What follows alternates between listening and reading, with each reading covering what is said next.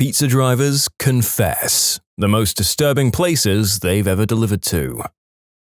It was outside of town on a dirt road with tall trees. Every house, we'll call them that, was basically just plywood shacks. There were broken down cars and trash everywhere. The entire neighborhood just reeked of a B-rated horror film. I found the right house and walked up to what we'll call the door, but it was just a blanket, so I had to yell, "Pizza!" and they came to the door and grumbled. It was a haggard-looking man wearing boxers and a dirty white tank top. Something felt wrong as he handed me the bill that looked washed out. I held the $100 bill with old Ben Franklin's face on it up to the light, and I could clearly see Abe Lincoln in the paper. They'd ordered around $50 worth of pizza and wanted change. He tried convincing me that he went to the bank and they gave him that bill. I asked him why the wrong face was on there, and he said that's how they do it. I said hell no, and I drove away as fast as I could. We stopped taking orders that don't have street roads. Somebody ordered pizzas to a funeral. There were a ton of people there, all somber and dressed in black, while I rolled up in my bright red greasy t-shirt. Definitely one of the most awkward experiences I've had. I was delivering chicken, KFC, not pizza, but my worst stop was pathetic, really. I knocked on the door, I heard a kid yell, "I got it!" And he opens the door and then runs up the stairs yelling to his friends, "Hey, that chicken butthole's here! The chicken butthole's here!" After which a crowd of about 8 preteens at the top of the stairs start throwing change down the stairs at me to pay for the delivery. I asked if they could hand me the money, and they laugh and just throw the quarters and dimes even harder. So I picked up the bag of food, winged it up the stairs at them, it hit the wall, and I split. Told the boss what happened, and if they called to complain, I won't listen or apologize. I'll just quit if he brings it up. I found out later he did get a call and told them to get stuffed. He was a good boss. I guess I didn't technically end up delivering this pizza, but the address was an abandoned house. It was around dusk and the house was obviously uninhabited.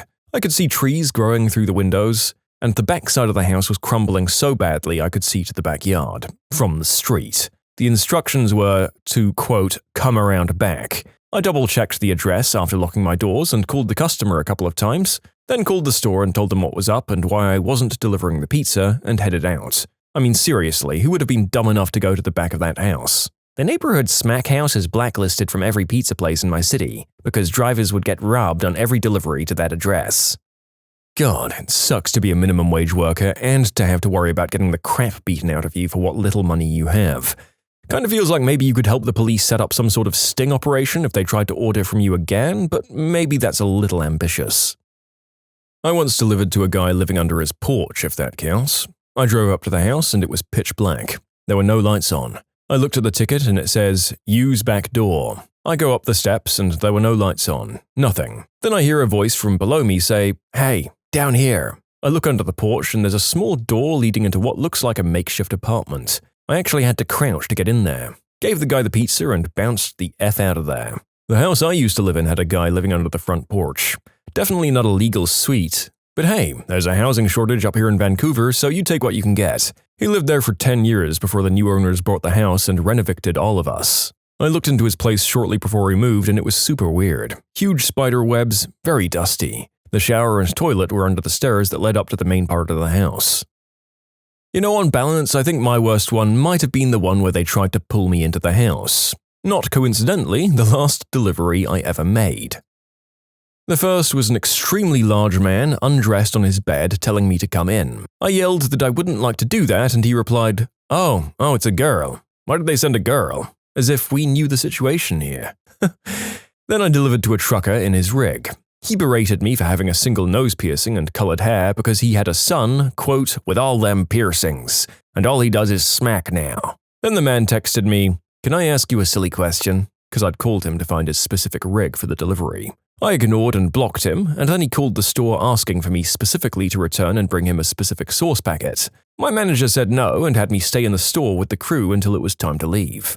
Then finally, there was the woman who answered the door in a G-string and asked where another delivery driver was. I told her he wasn't working, and she replied, "Well, he knows to always do mine for me." Again, I tried to explain that he wasn't present in the store that day, and I later found out he was dealing while delivering. I probably have many more. Pizza delivery is a rite of passage, in my opinion.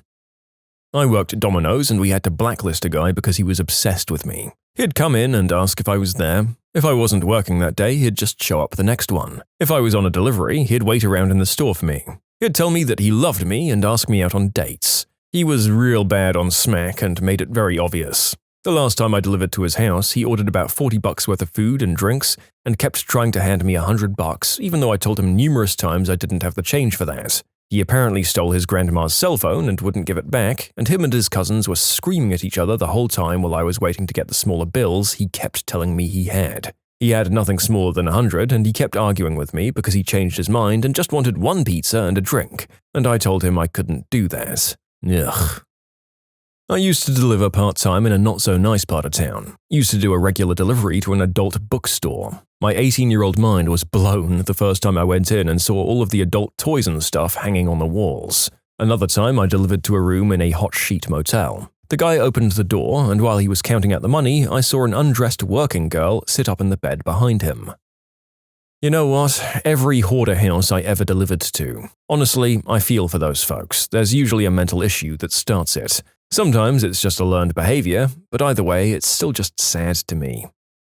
Yeah, I drove for a bit when things were rough. Day driving on the weekdays meant there were only two of us, and we got mostly the business park lunches and the stay-at-home mum pool parties, and the latchkey kids after-school snacks. There was some interesting stuff we ran into. Brothels run out of apartments, smack dens out of high-end hotels, but for the most part it was seniors answering the door in their boxers or tossing flyers on doors or dealing with snotty brats. There was this one house, though, that made my heart stop every time it came up, which was thankfully rare. You can call it instinct or energy or whatever, I hated that house. And because there was two of us and I was 20 years younger than that other guy, it was usually me. It was the only house on a single-lane road.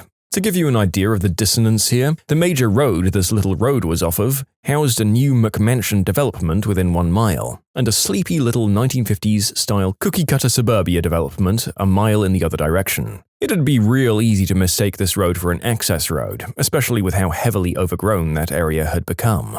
Once you got on this little road, the first 20 feet or so seemed absolutely normal. It's after you turned the bend and the road turned to gravel that things went bat-crap crazy. We're talking the road lined with construction work and Smokey the Bear cutouts wrapped in barbed wire and holding model rifles.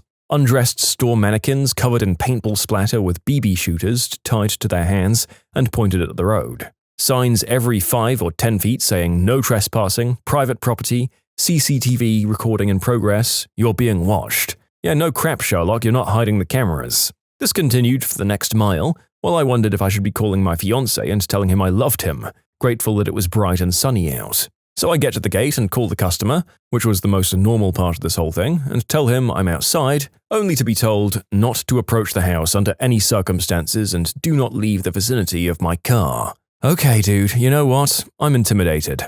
I'm a 24-year-old woman a mile into the woods at some psycho's house fort with crap reception on my phone, just trying to deliver a pizza. So I get out of my car, take out the pizza bag, and lean against the side of my car and hope that I'm not making the nightly news.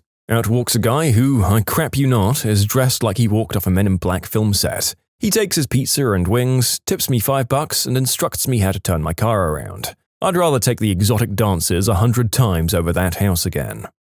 That sounds like a really intense mixture of very poor mental health and a large amount of inherited capital. The kind of guy who's getting ready to declare themselves a sovereign nation any day now, or to finish their radar dish to signal the aliens. Or both. Fun times.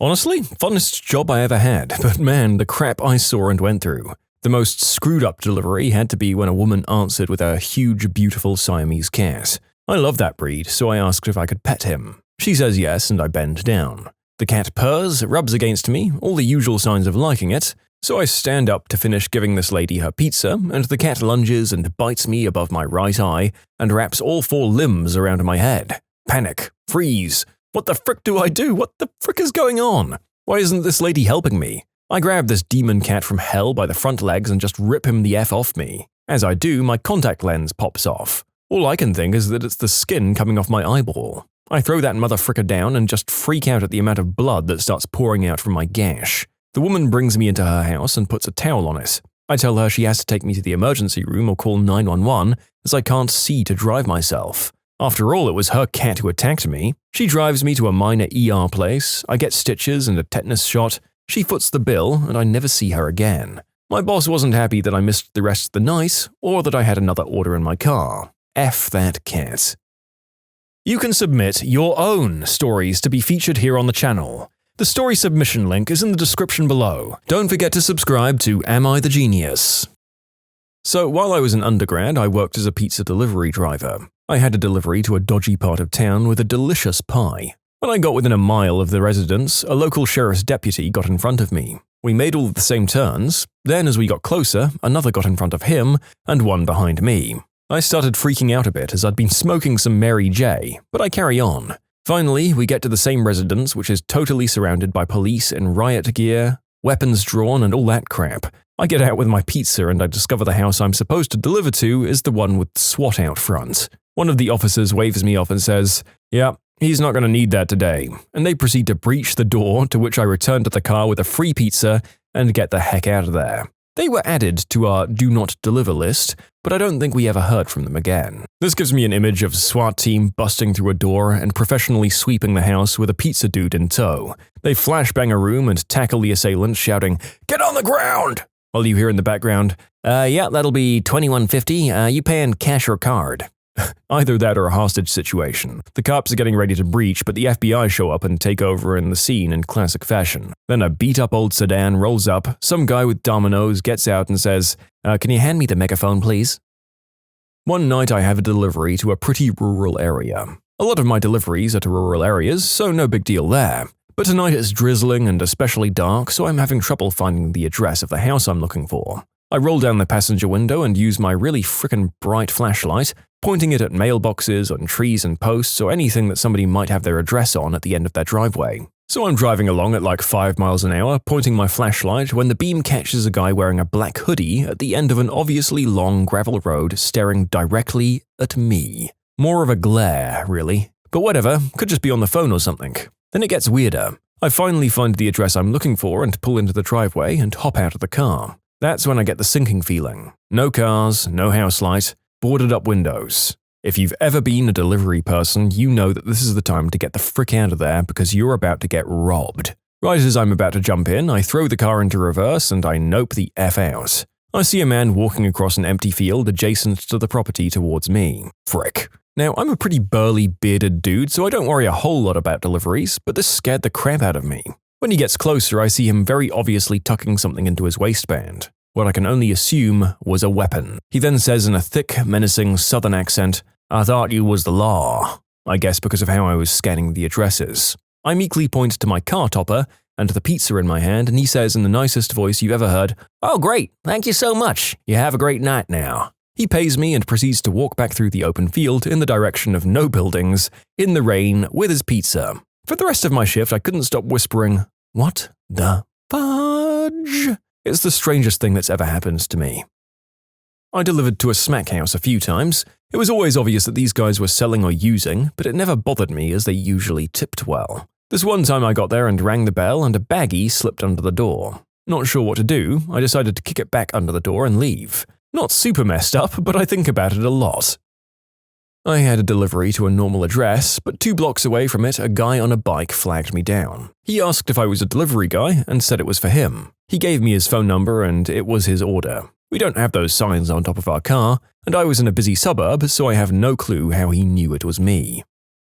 GPS led me to my city's hospital. After getting directions from a lot of employees, I finally found the room. I'll admit now, I really should have paid more attention to the signs, but I was in a rush and I didn't bother. Luckily, there was a nurse already in this lady's room. I was just going to walk in and drop food off when the nurse starts shaking her hands and rushes to me. No, you can't come in here. This is isolation." "Oh, I'm sorry. She ordered a delivery." She went back to the room and asked the lady if she ordered delivery, and I heard the lady say yes.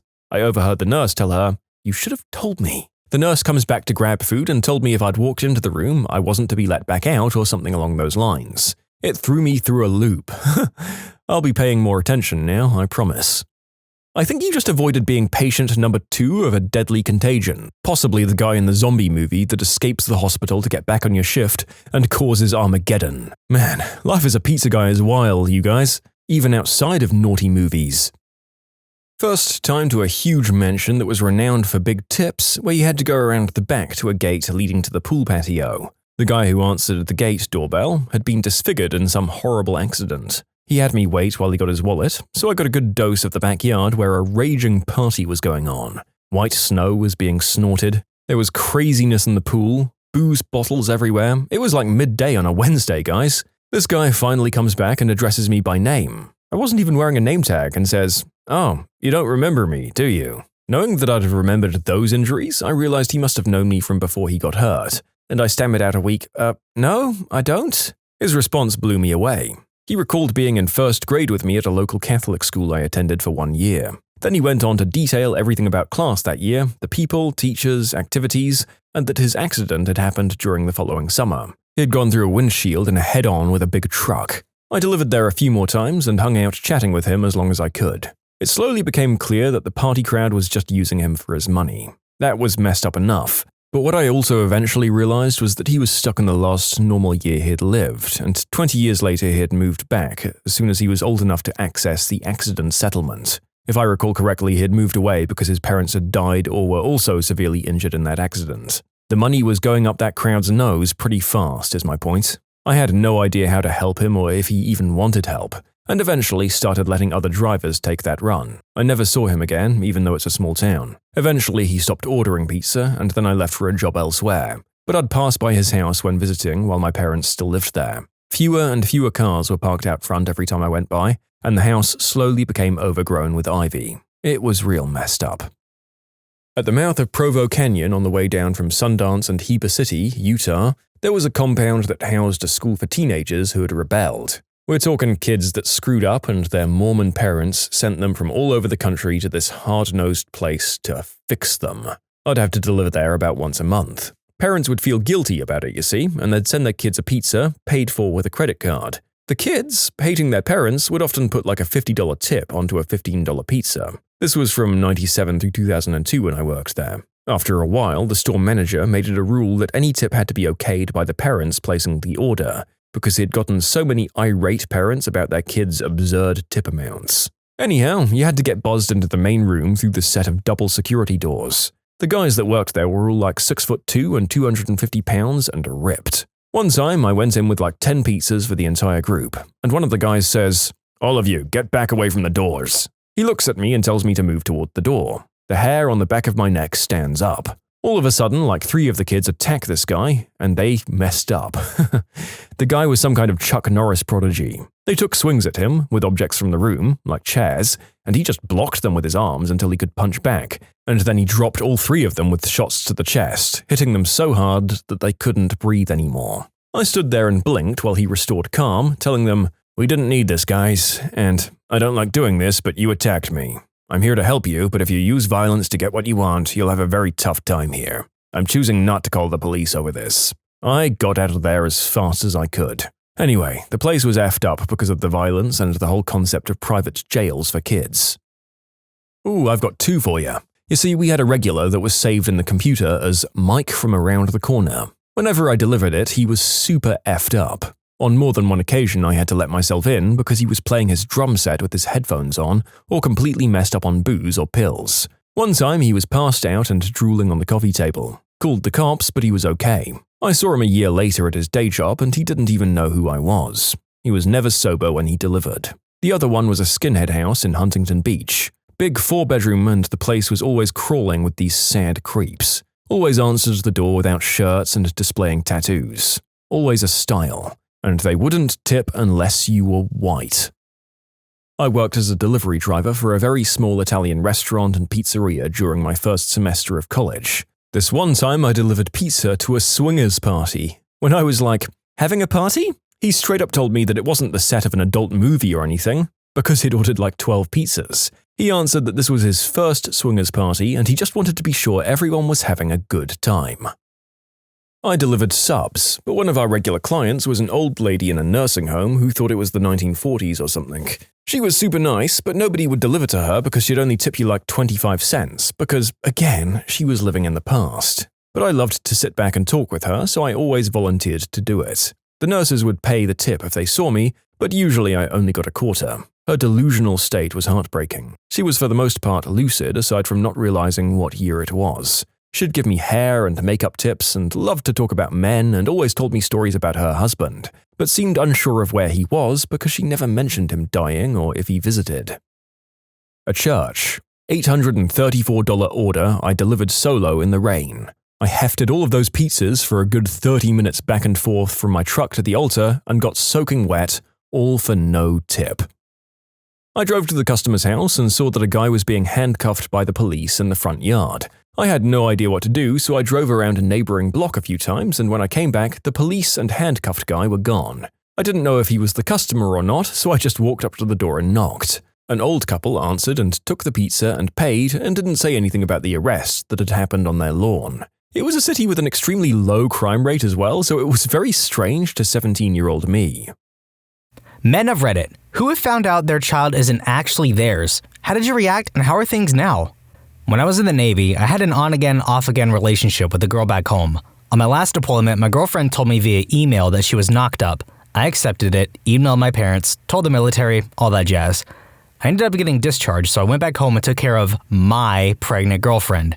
She had the baby, and I thought I was the father for 5 months, while she was on vacation with a girlfriend. While she was gone, I got an email from her boyfriend telling me that they had been together for the last 4 months, and also for the week in Myrtle Beach I was bankrolling. After that, I got the paternity test, found out it wasn't mine, and told her I was done and wanted no contact. Crappy part is, my parents still babysit and treat the kid like their grandkid, so she's at a lot of family functions and such. Also, the guy wasn't even the father. Forget her. I had a fiancé. We were supposed to be getting married. Then she went on a holiday by herself because she just needed to get away. She came back pregnant to an unemployed heroin user. I had a job and an apartment. She told me, "You've never done anything to prove you really loved me. Now's your chance. Accept me and the baby." No thanks. Last I heard of her, she's an unmarried mother of 2, and forget her. This one's a long one, so be ready for that. 2 years of DNA tests that the state continually reported as inconclusive. It led to going someplace out of state. Got it done. Got the test results back. Less than 2% probability of genetic match. Huh. So, I called her up. Asked, "So, you want to tell me what the real story is?" 2 weeks before we had our night under the sheets that resulted in the talk 9 months later, her father had come home drunk out of his mind and forced himself upon her.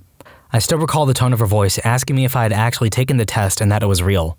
Well, turns out her mother heard that conversation, notified someone, and dad took a DNA test. So her dad is the dad of her kid. And I felt horrible for her. I can't even joke about this.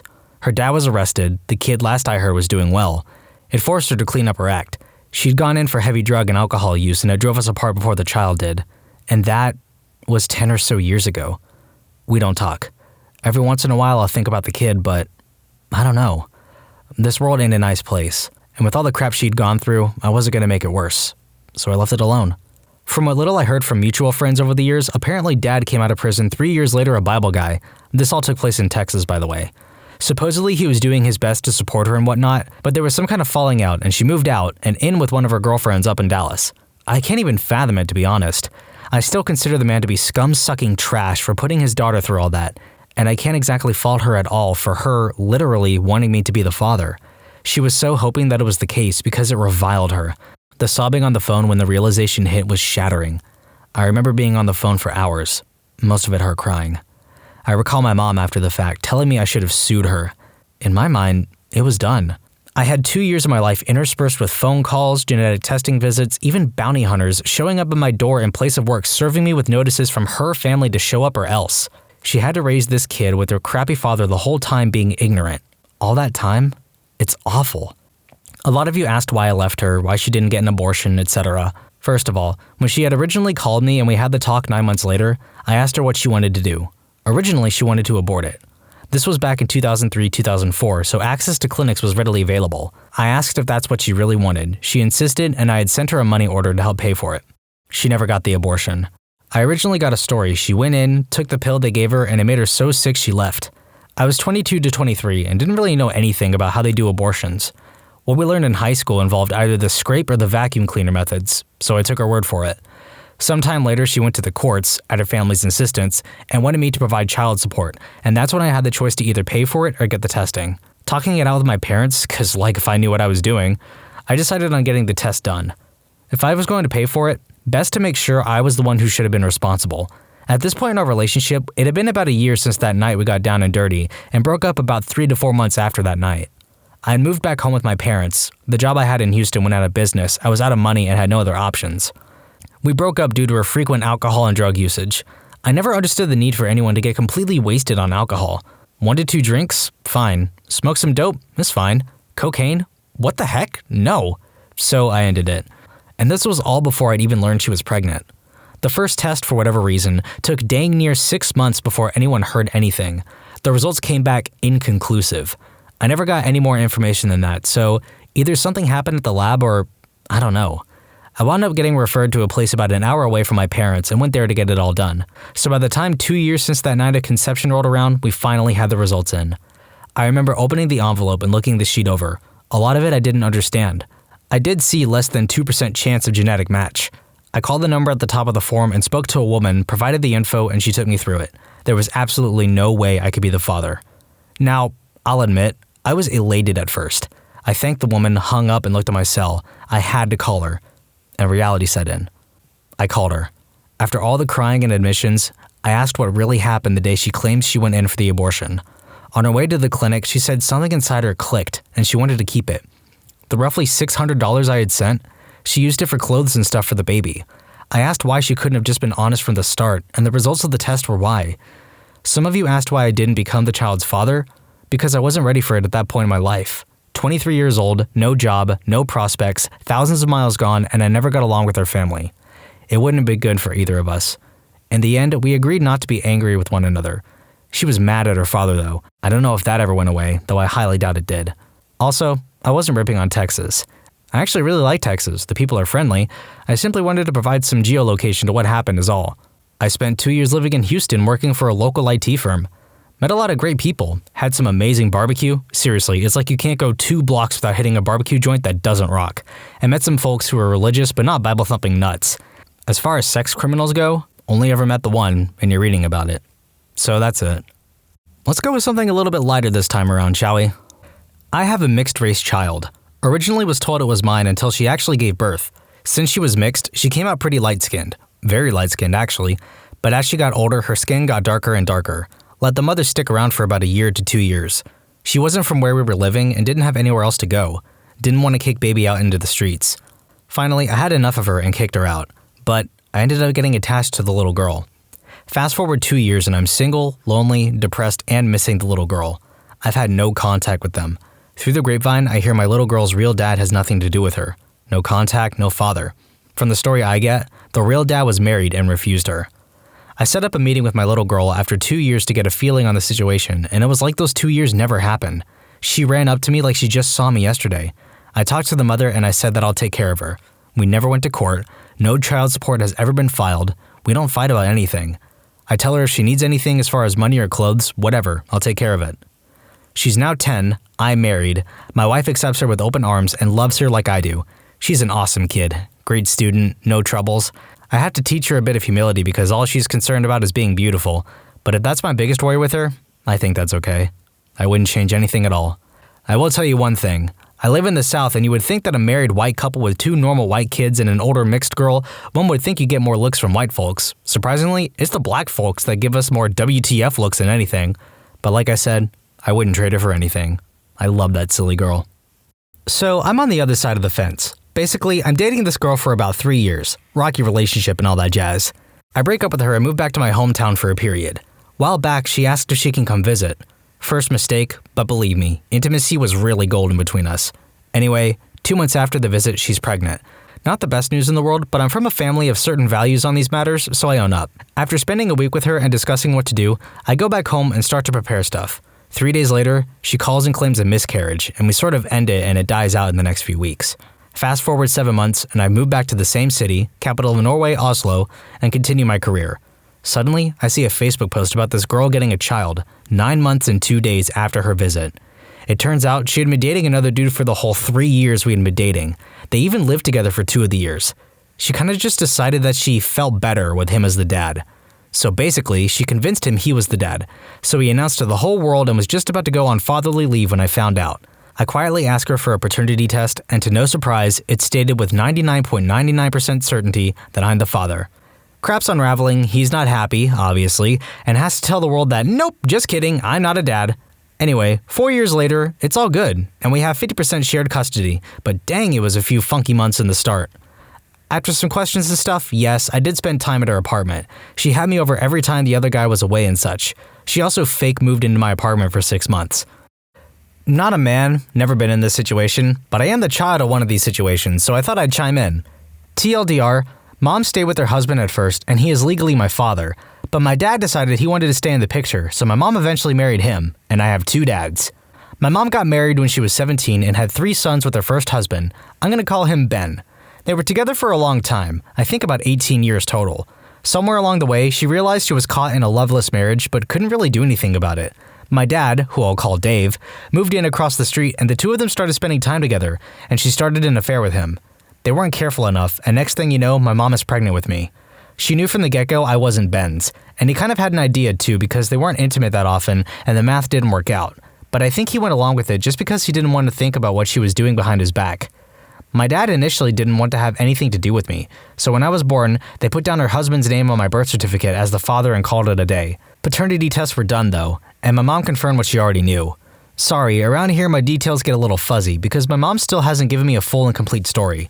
Dave still definitely didn't want to stick with my mom and I, and it was just agreed that Ben would raise me as his, and they would forget it happened. He was and is a great guy, and an awesome dad. Now the way I've heard it is Dave, despite his convictions, couldn't stay away because he loved my mom so much, and once he laid eyes on me, he was head over heels. Some of my earliest memories are going to visit him in his apartment.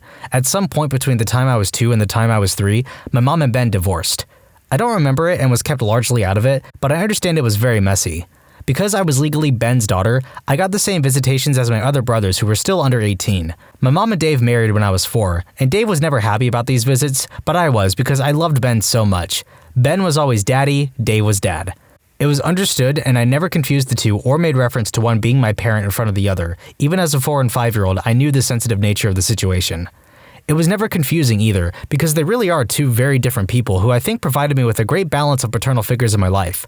Like I said, Ben was always daddy, sweet, endearing, with the heart of gold who just wanted his little girl to be happy and would spoil her rotten to see her smile and make stupid jokes to get a giggle out of her. Dave was dad, still kind and loved me to death, but more of the disciplinarian who I knew not to mess with.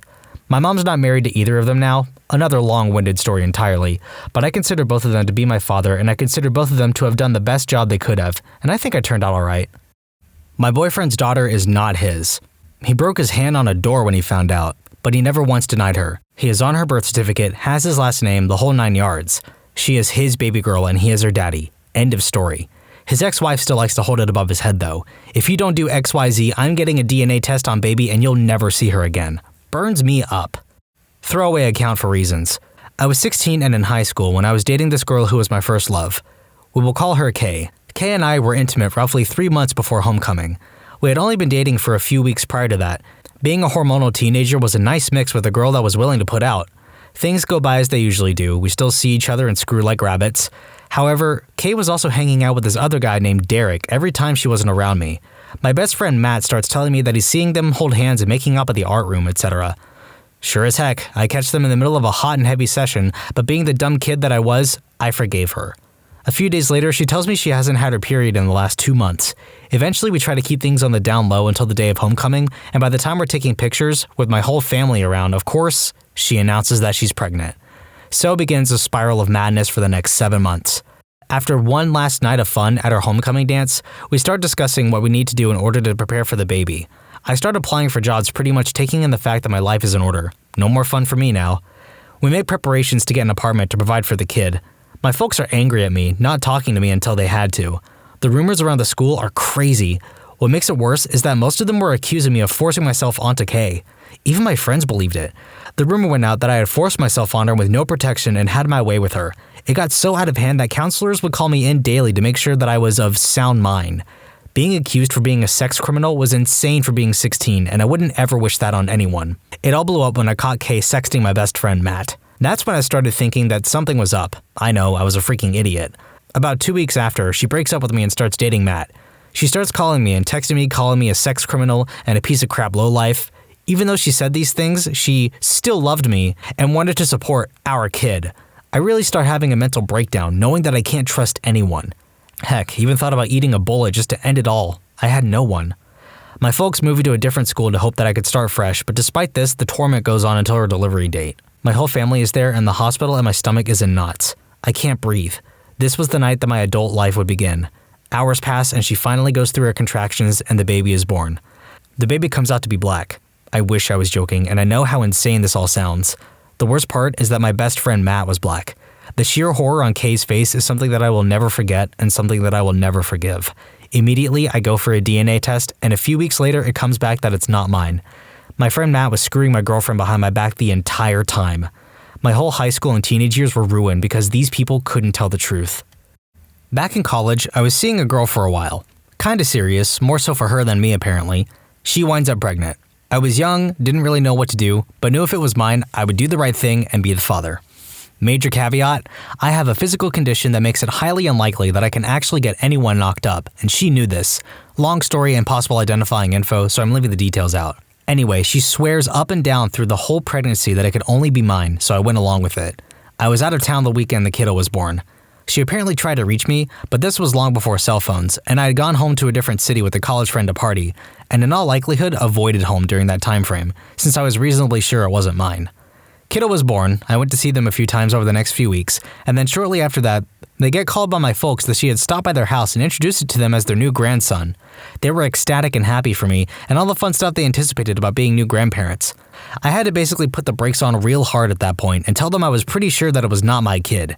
I pretty much knew after I saw it. One look at it, and there was just no connection at all.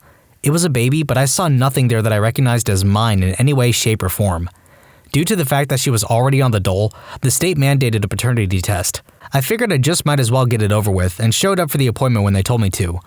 Once the results came back, there was a less than 1% chance it was mine. I turned around, never looked back. Only saw her twice since then, and it's been 20 plus years now, but both times she was almost in tears trying to apologize for doing that to me back then. I heard through the grapevine who ended up being the actual father, and he already had a few bastards running around, so he was no help to them at all. Not only that, but his poor health and drug issues put him in an early grave, so that poor kid had no father figure growing up. Thankfully, I kept a level head through the whole ordeal, and even got a letter of commendation from the county prosecutor's office saying that they wished even half the potential fathers were half as cooperative as I had been. TLDR, if you're gonna try and pin a kid on someone, make sure it's theirs if there's going to be a mandatory DNA test. Didn't make it that far, but had a little fling with a girl who I was honest and up in front with. It was a fling, and it wasn't gonna be serious. She agreed to it. So one time we were getting it on. Protection broke. I told her and she didn't seem to worry. Mind you, this was way before climax when I noticed. Also, I made sure there was no pre-emission. I had that when I put the new one on. Made sure that everything was good afterwards. Fast forward a couple weeks and she messages me saying she's preggo. I admit my heart jumped a little, but I called her calm as a British bloke drinking tea. She was so surprised that she asked why I wasn't freaking out and getting angry or panicking. Truth is, I knew that the likelihood of her being pregnant was very slim, and either way, I would man up no matter what. I asked her all the details. Was I the only one? Have you been drinking since the last time? And all that good stuff. I told her I wasn't ready for that, but the ultimate decision was hers to make. She started saying how she would never do such a thing, and I still stayed calm, told her we would talk in the morning. I was just meeting up with my boys to go party. She was shocked even more that I was still so calm and started asking where I was going because she was going out with her friends too. I didn't tell her. After that, I knew for sure she was trying to push my buttons. So the next day I spoke to her, she tells me she has to think about it.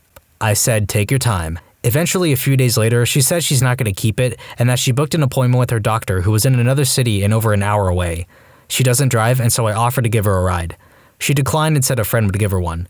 She said all she could to convince me that I don't need to go with her, so I backed off. I know where she worked, and she worked all day the day she was supposed to go, but she messaged me saying that she went and then she couldn't walk properly after. I played along and never spoke to her again. Mad props to this guy for having an iron will. I was dating a girl for 3 years who I had trusted. I was 18 at the time. She got pregnant. I was relatively safe, but everybody has slip-ups. I took my lumps and agreed to fatherhood and did the best I could. During the entirety of the pregnancy, she was pretty absent. She wouldn't talk to me much, sometimes for months at a time. I thought this was odd. It frustrated me beyond belief. Anyway, so later on a friend of hers started to work with me. He started to hook up with one of my coworkers. She told me he knew my GF and I was thinking, oh cool, interesting. Then she told me he banged my GF. within the last year. I was mad. I called her up and talked with her. Apparently they did screw when we were on some break. This was entirely made up. The timing didn't match up with the pregnancy though, so I continued on my way to fatherhood with this soon-to-be mother that was all over the place. Eventually, she gave birth to a little girl. I wasn't there at the birth because I wasn't told it was happening. A couple of months down the road of trying to contact her, she let me see my girl. It was great. We started talking again and acting like parents. Well, just to make sure that this new baby girl was mine, I went ahead and had a paternity test. She was a 1% match, and therefore was not my daughter. I was appalled. I went to her place and asked her what this was about. She swore up and down it had to be mine. DNA is DNA. She wasn't my little girl after all. I left her, on her knees crying for me to come back to her apartment. I got a text later that day. She told me she remembered. She got blackout drunk and screwed this guy at a party. She claimed he basically forced himself upon her. I don't believe this at all. So I went through 9 months of a pregnancy and 3 months of actual fatherhood before I found out. Now I don't talk to her at all. I hear rumors occasionally about her, but I am so glad she is no longer in my life. TLDR, screw that woman. What are some common forms of sexism that men face? I was a single dad for 20 years. There are a lot of places that still reflect parenting being dominated by mothers. From mom's talk mornings at my son's school to being told that Koabo.com didn't want me because I was a dad. And then there were the assumptions that I didn't have custody. Some by state officials, with me repeatedly needing to explain that he was in my care 28 days of the month. I'm certain if the situations were reversed, I would have been ordered to pay more than $60 a week for child support. Heck, if I was in California, I might have had to end up paying her child support even as our son lived with me 28 days of the month. I could probably give examples all day. I do excuse most individuals' behaviors as they are making assumptions based upon what's true 90% of the time. The systemic stuff needs to change though. Women and men are no longer in the same place in society as they were when these laws were written. As someone whose father is a nasty piece of work who also didn't pay child support, I have to agree with this. As they said, men and women are not in the same places that they were like when these laws were written, societally, at least not in the West. Thus, I don't think it's controversial to say that more cases need to be judged on an individual level by who is in the wrong and who has done what, no matter what their gender or anything is. The double standard. I remember watching a clip from The View, I think. I don't remember too many of the specifics, but the topic of conversation was that a woman who had become fed up with her husband and his actions had proceeded to cut his penis off in the middle of the night and threw it into the trash compactor, or something like that. Again, details are fuzzy. One of the ladies, might have been Sharon Osbourne, talked about how hell hath no fury or he shouldn't have been messing around, and the crowd went wild. Most of the women in the audience and on the panel were clapping and whooping it up. Then one lone female member of the panel, I wish I could remember who it was, it took quality courage, spoke up and said that them all laughing about this wasn't right. In fact, it was quite wrong. She pointed out how differently the panel and audience would have reacted if the situation had been a man who had cut his wife's breasts off and thrown it in the dishwasher, regardless of what actions they were upset with or felt grieved. The idea of mutilating your spouse shouldn't be met with laughter and applause. From what I remember, some of the other ladies on the panel tried to say, that's different, and others rolled their eyes or became uncomfortable. I remember thinking what courage it must have taken to call out the double standard right then and there, on television with the studio audience clearly already on the side of the original joke. It shouldn't matter what your gender is. Call out double standards when confronted with them. Apparently, the show was The Talk, not The View, and the woman who had the courage to speak up was Sarah Gilbert. Thank you. Let's be honest, it's not just a gender thing. The world is absolutely full of double standards in race, religion, and all kinds of things. Really, it's just a people thing where some people just cannot stand to be called out for their bad behavior, but are more than willing to just shout to the heavens how someone else has done wrong.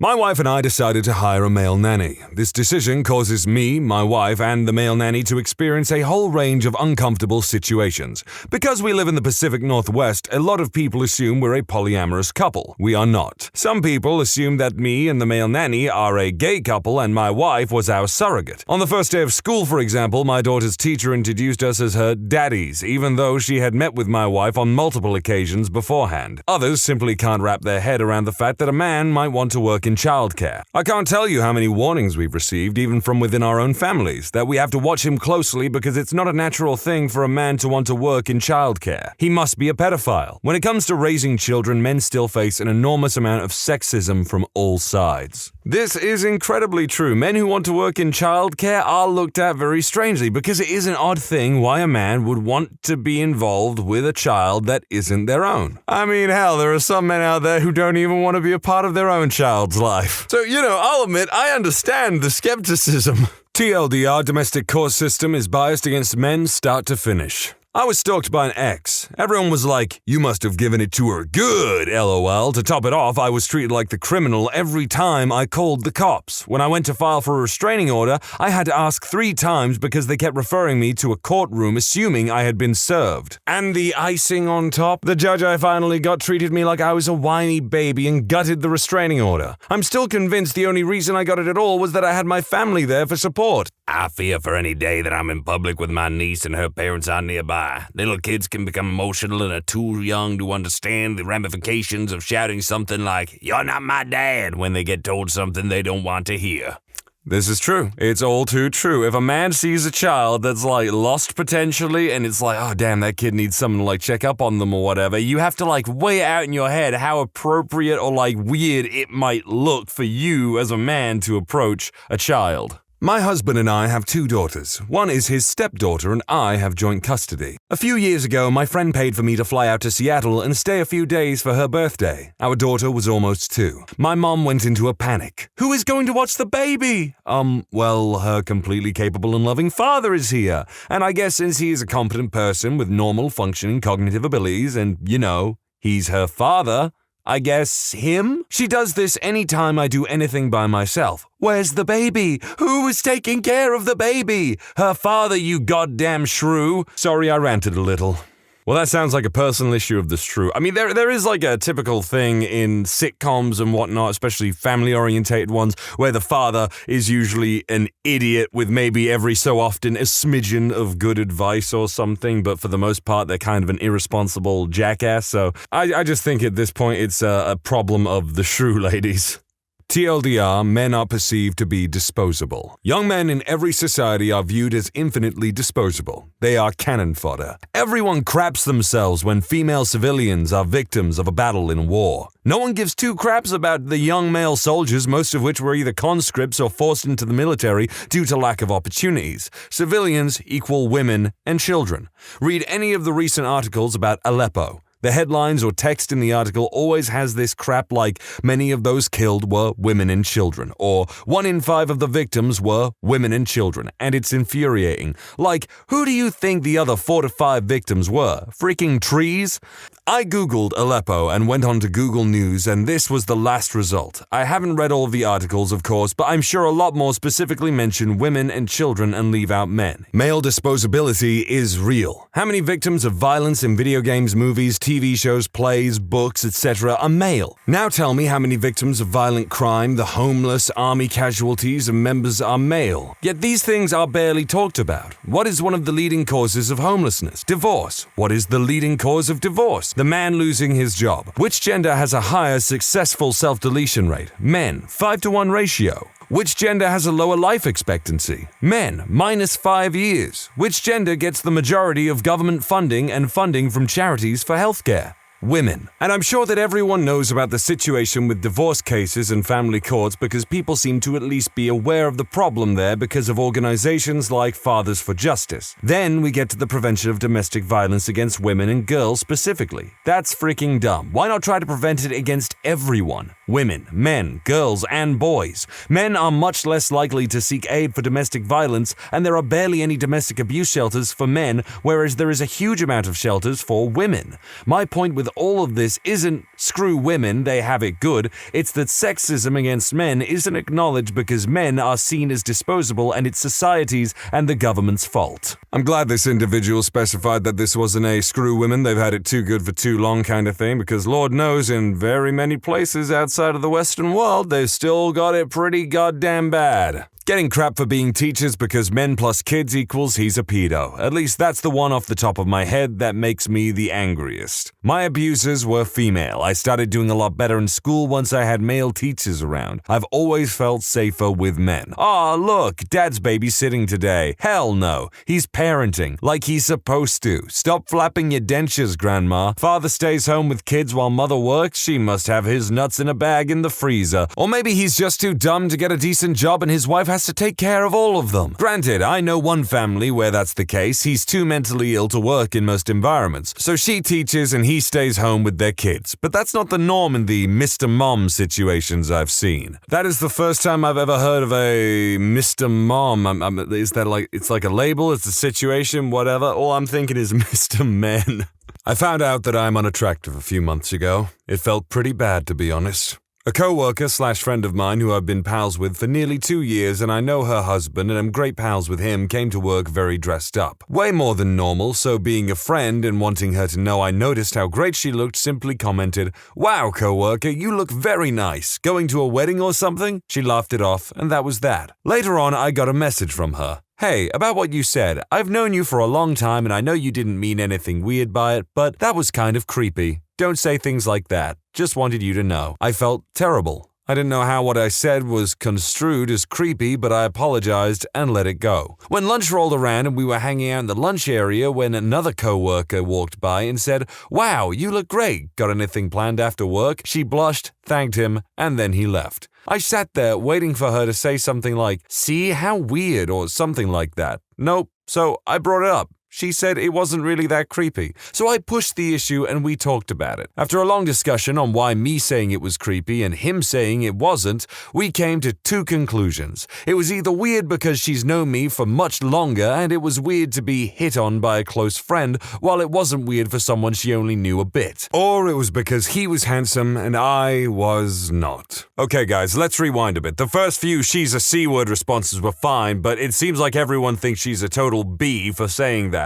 I'll defend her because I don't think she was trying to be a butt about it. Both the text and the chat at lunch were very open, and I genuinely think she was looking out for me. She's married, and I'm great friends with both her and her husband. I still regularly hang out with them, and they both have bent over backwards to help me. So I'm not being used or being mistreated. I think there is a weird knee-jerk thought process that someone you don't find attractive flirting with you is creepy, while someone who is attractive is kind of empowering. But it goes both ways.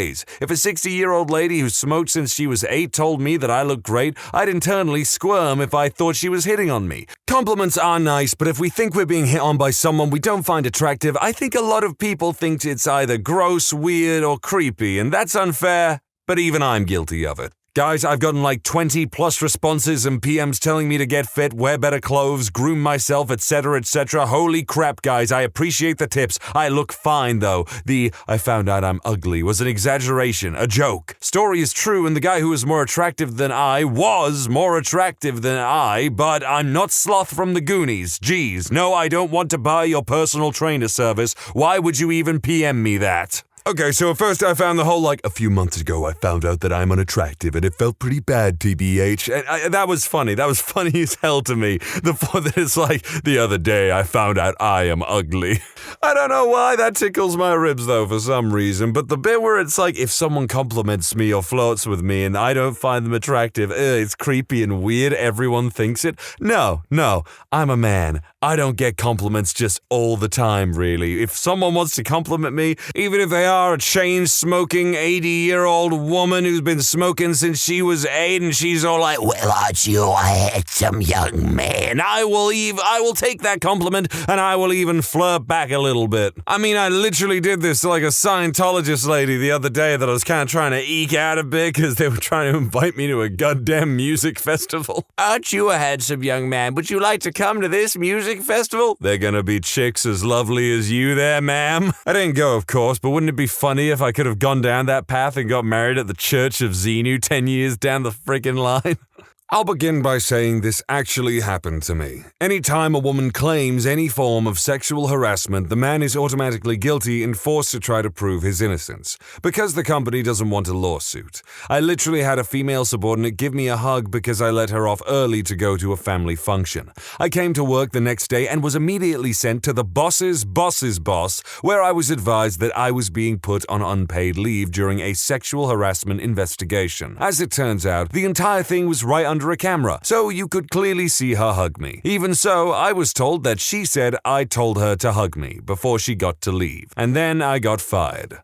Scum behavior, hate it. My knee-jerk reaction, although it's not a perfect answer, is that people who make accusations like this, especially more serious accusations that go to court, if it turns out that it's coming from a place of malice or personal gain and under false pretenses, I think the accusee should be held responsible, or maybe even to a higher standard of responsibility and punished as such if they are found to be lying. But again, that is not a perfect answer to these issues, because then you gotta consider the process in the jury, in the investigation and whatnot, and how things can go wrong, and how actual victims can be left in a destitute situation. I know some of y'all hate it when I go a bit too long on the personal commentary, so I made it nice and short for you, but I'll be back.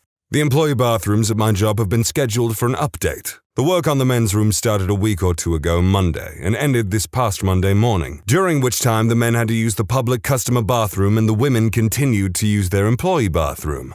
On Monday afternoon, when the work began on the women's room, the newly refurbished, as yet unused by a single man men's room became a temporary women's bathroom, until the work on the new women's bathroom is finished. So the men have to go several weeks without an employee bathroom while the women never have to go a single day without one. Not exactly common, but it otherwise fits the question and is currently on my mind.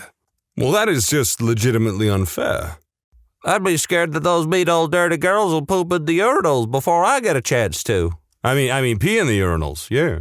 I'm a male nurse in the ER, and there are a lot of extra rules I have to follow that the females do not. If I'm doing any kind of perineal care, Foley, straight catch, pelvic, or even rectal temp, on a female patient, I need a female chaperone. However, a female nurse can go do those same procedures on a male without a male chaperone. The looks I get from many elderly patients when I tell them I'm their nurse, those judging eyes. I had a guy straight up laugh in my face and tell me my parents must be embarrassed by me. Mothers freak out when I'm the nurse for their child. I had a lady straight up tell me I couldn't help drain her daughter's armpit abscess because she thought I'd be eyeballing her. No. Literally none of this happens to the female staff members. And frankly, I'm a much better nurse than quite a few of them. I think it's been pretty well established there are just jobs where men typically aren't very welcome, or if you are there, you have a lot more rules and regulations that you must follow because of people's discomfort around you. I've just recently noticed something that bugs me a bit. I grew a beard throughout October to December. My girlfriend and all the women on her side of the family were quick to offer their criticism. I didn't really care too much and took it lightly. But after a while, I couldn't help but imagine what it would be like if the tables were turned. Like if my GF started wearing a shirt she just bought and really loved, but my brother, dad, and myself criticized it every time she wore it. That would be messed up, and people would take her side immediately. Talk crap about my choice to grow a bit of facial hair, and no one bats an eye. I feel like this is kind of a straw man argument with the whole if my wife decided to wear a shirt that she loved and I criticized it, then everyone would side with her immediately. Not necessarily. If it's a crap shirt, it's a crap shirt. I don't freaking know, man. I grew a mustache last year for Halloween so I could do a Ron Swanson outfit. I got crap. I didn't give a single crap about what other people thought. Goddamn self-deletion. You want to raise awareness for self-deletion and mental illness? Yeah, fill your boots. But it gets on my frickin' tits when it's all directed towards the struggles women have regarding mental health and self-deletion ideation. And yet the male gender is chastised for anything regarding to ending it early or mental health. The notion of a man to be a strong and mentally powerful individual is a crock. It doesn't define a man. How he deals with it is how it defines him. True dat. I'm a girl, so I don't know firsthand, so tell me if I'm wrong. I consider it sexist that boys have to be tough and play with Legos and all that crap, even if they want to play with dolls. If their favorite color is hot pink, then that's wrong as well. Growing up, they are not allowed to be emotional, to cry, or to need someone to help them. They can't look for comfort because they have to be manly. Also, in many places in the world and social environments, they are expected to pay for a girl's food, drink, whatever. For her birthday, you should give them something expensive. For what it's worth, it does not happen where where I live and in my circle of friends, mostly educated middle-class people, but I can see it all the time. It made sense when women were not working, but now you don't know whether the woman actually makes more in her job than her date, but he's still expected to pay. I don't know about everyone else, maybe I'm just lucky. I mean, there have been times where I've just paid without saying anything, but, I've gone on dates with some pretty considerate women who have offered to pay for their own food and everything. I don't doubt that there are women who can be kind of bratty or insistent that you pay for their meals and all the date and everything, but, I certainly have not come across one like that yet. I was trying to be friendly to a woman during lunch at work. She was literally sat across from me. Mind you, we had been trained alongside one another. So I said hi and asked how she was. She told me that her boyfriend's grandpa died. She said that she got really close to his grandpa. I said that I was really sorry and did my best to empathize. I asked how long her and her boyfriend had been together. She said 4 years and I said congrats. She told me all about her kids and asked me questions about work. Mid-conversation, when she had done most of the talking, she picks up her phone, dials a number. It's her boyfriend, from the sound of it. She says, "Yeah, I was just calling because this guy was being way too friendly. I have no attraction to this person on a sexual level at all. I did not make passes at her, flirt, or anything. In fact, up until then I had tried to keep it friendly but strictly professional, but she insisted on talking about her family, so I gladly lent an ear. We just had friendly exchanges up until then, and I thought that she wanted to be friends. Apparently, I was wrong. In that moment, I realized that I can't get a date to save my life or even get a woman that I am attracted to maintain more than a minute or two of conversation with me before writing me off. And yet I give this woman that I have no interest in the impression that I'm being too friendly when she gave me every reason to believe that she wanted a friend to talk to. F my life. This can go both ways, but yeah, I know some women who are a bit too egotistical for their own good and just kind of assume that anyone approaching them is immediately attracted to or wooed by them in some way. The same thing does happen for guys, but it's usually in a way where it's like, wait, is this girl interested in me? She's like asking me about my hobbies and stuff like that? What's going on here? There's no perfect way to remedy this at this point, it's just a societal norm at this stage, but whatever.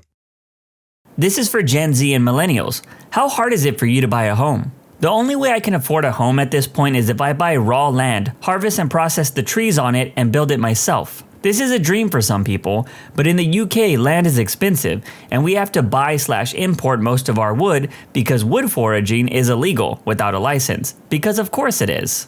I can afford the month-to-month mortgage. I cannot, however, afford a down payment. My parents' house's mortgage is like half of the rent in my area. I can afford that, and probably most of the utilities and such by myself. That being said, the price of the house has almost tripled in value since they bought it. I could probably swing the down payment by myself, but it would definitely make me uncomfortable. I honestly feel like I need to get married just to get a house. Here's a detailed example. Wife and I bought our house in 1998 when our first child was born. The house sold for $105,000 and we put $10,000 down. We hadn't done anything major to the home and we cleaned it up in 2007 to secure a refinance to a lower interest rate and get cash to top off a remodel. Appraisal was $180,000. That's value growth fueled fully by the loss of so many independent home builders after the market crash. We brought the kitchen and bathrooms up to modern standards, stone countertops, new cabinets and fixtures, refurbished the wooden floors, added a door off the dining room and a large deck. We got the house appraised in 2021 for $290,000. 2 houses on our street sold for over $300,000 last year, and one of them was in rough shape. Banks here are requiring 30% down for new buyers right now. For my oldest son that is 2 years out of college, he would have to provide a down payment that is nearly as much as we bought the house for 25 years ago. For a 1,000 square foot home, let that sink in. A lot of small construction company owners, the kind that would build small homes, went out of business or retired after the housing crash, and the industry hasn't recovered. This has caused a greater impact to those needing starter homes. Lower supplies means higher prices. On top of that, renting homes is a good source of passive income, so an industry of corporations built specifically to make money off of them and has grown like fungus on a rotting log in this nation. Home values are ridiculous, down payments are ridiculous, and corporate cash offers are desirable for sellers, making the first housing purchase a nightmare for many. Man, I relate to both of these comments so much. I honestly do feel like if I'm ever going to buy a house, I'm going to need a partner to do it. On top of that, I also hate the idea of renting. I understand why people do it, but I've never liked the idea of putting money into something that I will never own. So seeing the crazy amount of money you need for a down payment is soul crushing. Millennial here. All I had to do was marry a girl, buy her a car, help her get her license back, and turn her loose on the streets to get T-boned by a DoorDash driver. That DoorDash insurance payout was $1 million. Profit. Disclaimer, as of last week, I don't live in that house anymore, but that's another story. Wow, this story was basically I made my money the old-fashioned way. I got hit by a Lexus. I prefer a realistic dream, like going to Narnia through my closet. Just be grateful that you have a closet. I'm an old millennial in a nowhere state. Buying our home was insanely easy. They were giving them away. 2 months later, the national housing market began to crash. This was in 2007. We're still here with 13 years to go. I think if we were 25 today, starting over, it would be extremely tough. Kind of the same deal for me. Bought my first in 2009 when the market as a whole was its worst and at the worst time of year for sales to begin with. January closing at the end of February. I did some work to the place and stayed there to 2005 and sold it to make a little profit. The market was probably fair at this point, as it wasn't a buyer's market, but it wasn't a seller's market either. Then bought the house that I'm currently in, and since 2019, watched it double in value. Refinanced in 2021 at an extremely low rate. I honestly couldn't rent a decent apartment in my area right now for what my full payment is. Taxes and insurance included. Plus all utilities cost me a month, and to own a 2-bedroom, 2-bath with a yard and 2-car garage, it's messed up to think about it, but it will be paid off when I'm in my 40s to boot. But I literally can't afford to move at this point. It's sad that people who actually have houses right now can't even leave those houses if they wanted to because the market is so bad. Old millennial here. The only reason I own a house is because my mom and I went in together on a duplex. We decided that this financially made the most sense. She's getting older, so this way I can keep an eye on her too. I did the same thing with my mom back in 2010. We both have health issues that make it a good idea to have another grown-up in the house. Neither of us have a partner. It just made sense to stick together than sit miserably in each of our own tiny apartments. House is 2 floors, top floor is mine, bottom floor is hers, though we usually sit around in the downstairs living room where the computers are set up. It's crazy how many people have assumptions about people still living with their parents at a certain age, but I feel like if you have a family that you actually like, it might be the best option for some right now. I'm early career, just started really. I make $60,000 a year in Canada. I will never be able to afford a house in my lifetime just on this wage, or any wage that I'm likely to see in this field. My only chance is any inheritance I get, or shifting careers like I'm trying to do right now. It's awful and much harder than it should be, but in Edmonton you can find a decent house for about $160,000 to $190,000, which would be about $1,300 to $1,500 per month, including insurance and property tax. That's at 7.5% if you can make a 10% down payment. I know Edmonton is more affordable than other cities, but it's the only market I'm familiar with, and I think Calgary is about 5% more expensive. Just for informational purposes, I have no doubt many Canadian cities are out of reach for most everyone. In the Comox Valley, BC, where there is absolutely nothing but a dumb mountain and an army base, an old trailer in a park is now $270,000 plus. There's flippers everywhere, constantly building, and everything keeps getting more expensive here. It's hell. They don't realize that they've made it so that their kids will never be able to move out. Rooms in houses that morons who, for some reason apparently, thought housing was going to be banned or something, paid too much for their houses. Now they try to rent out single rooms here for more than a freaking Vancouver apartment, and they whine that they have to charge that because it has to be someone else's fault you bought something you can't afford. There are homeless people everywhere here. Wanna guess why? A trailer being over $270,000 sounds insane to me. It was super hard saving up. We aimed to buy a cheap place first and just get onto the ladder. At least that way we were building equity as opposed to paying rent. Average home is almost 7 figures and interest rates are approaching 8% in Canada. Unless you have a dual 6-figure income or live at home with a strong income, the odds of you affording a home near a job center is non-existent. Down payment has to be 20% for anything over $9,999. The cost of buying a home, interest and purchase price, is going up way faster than anyone can grow their actual income. We bought one in 2014 with an FHA loan. Only out-of-pocket cost was $500 for due diligence and around $2,000 for the lawyer.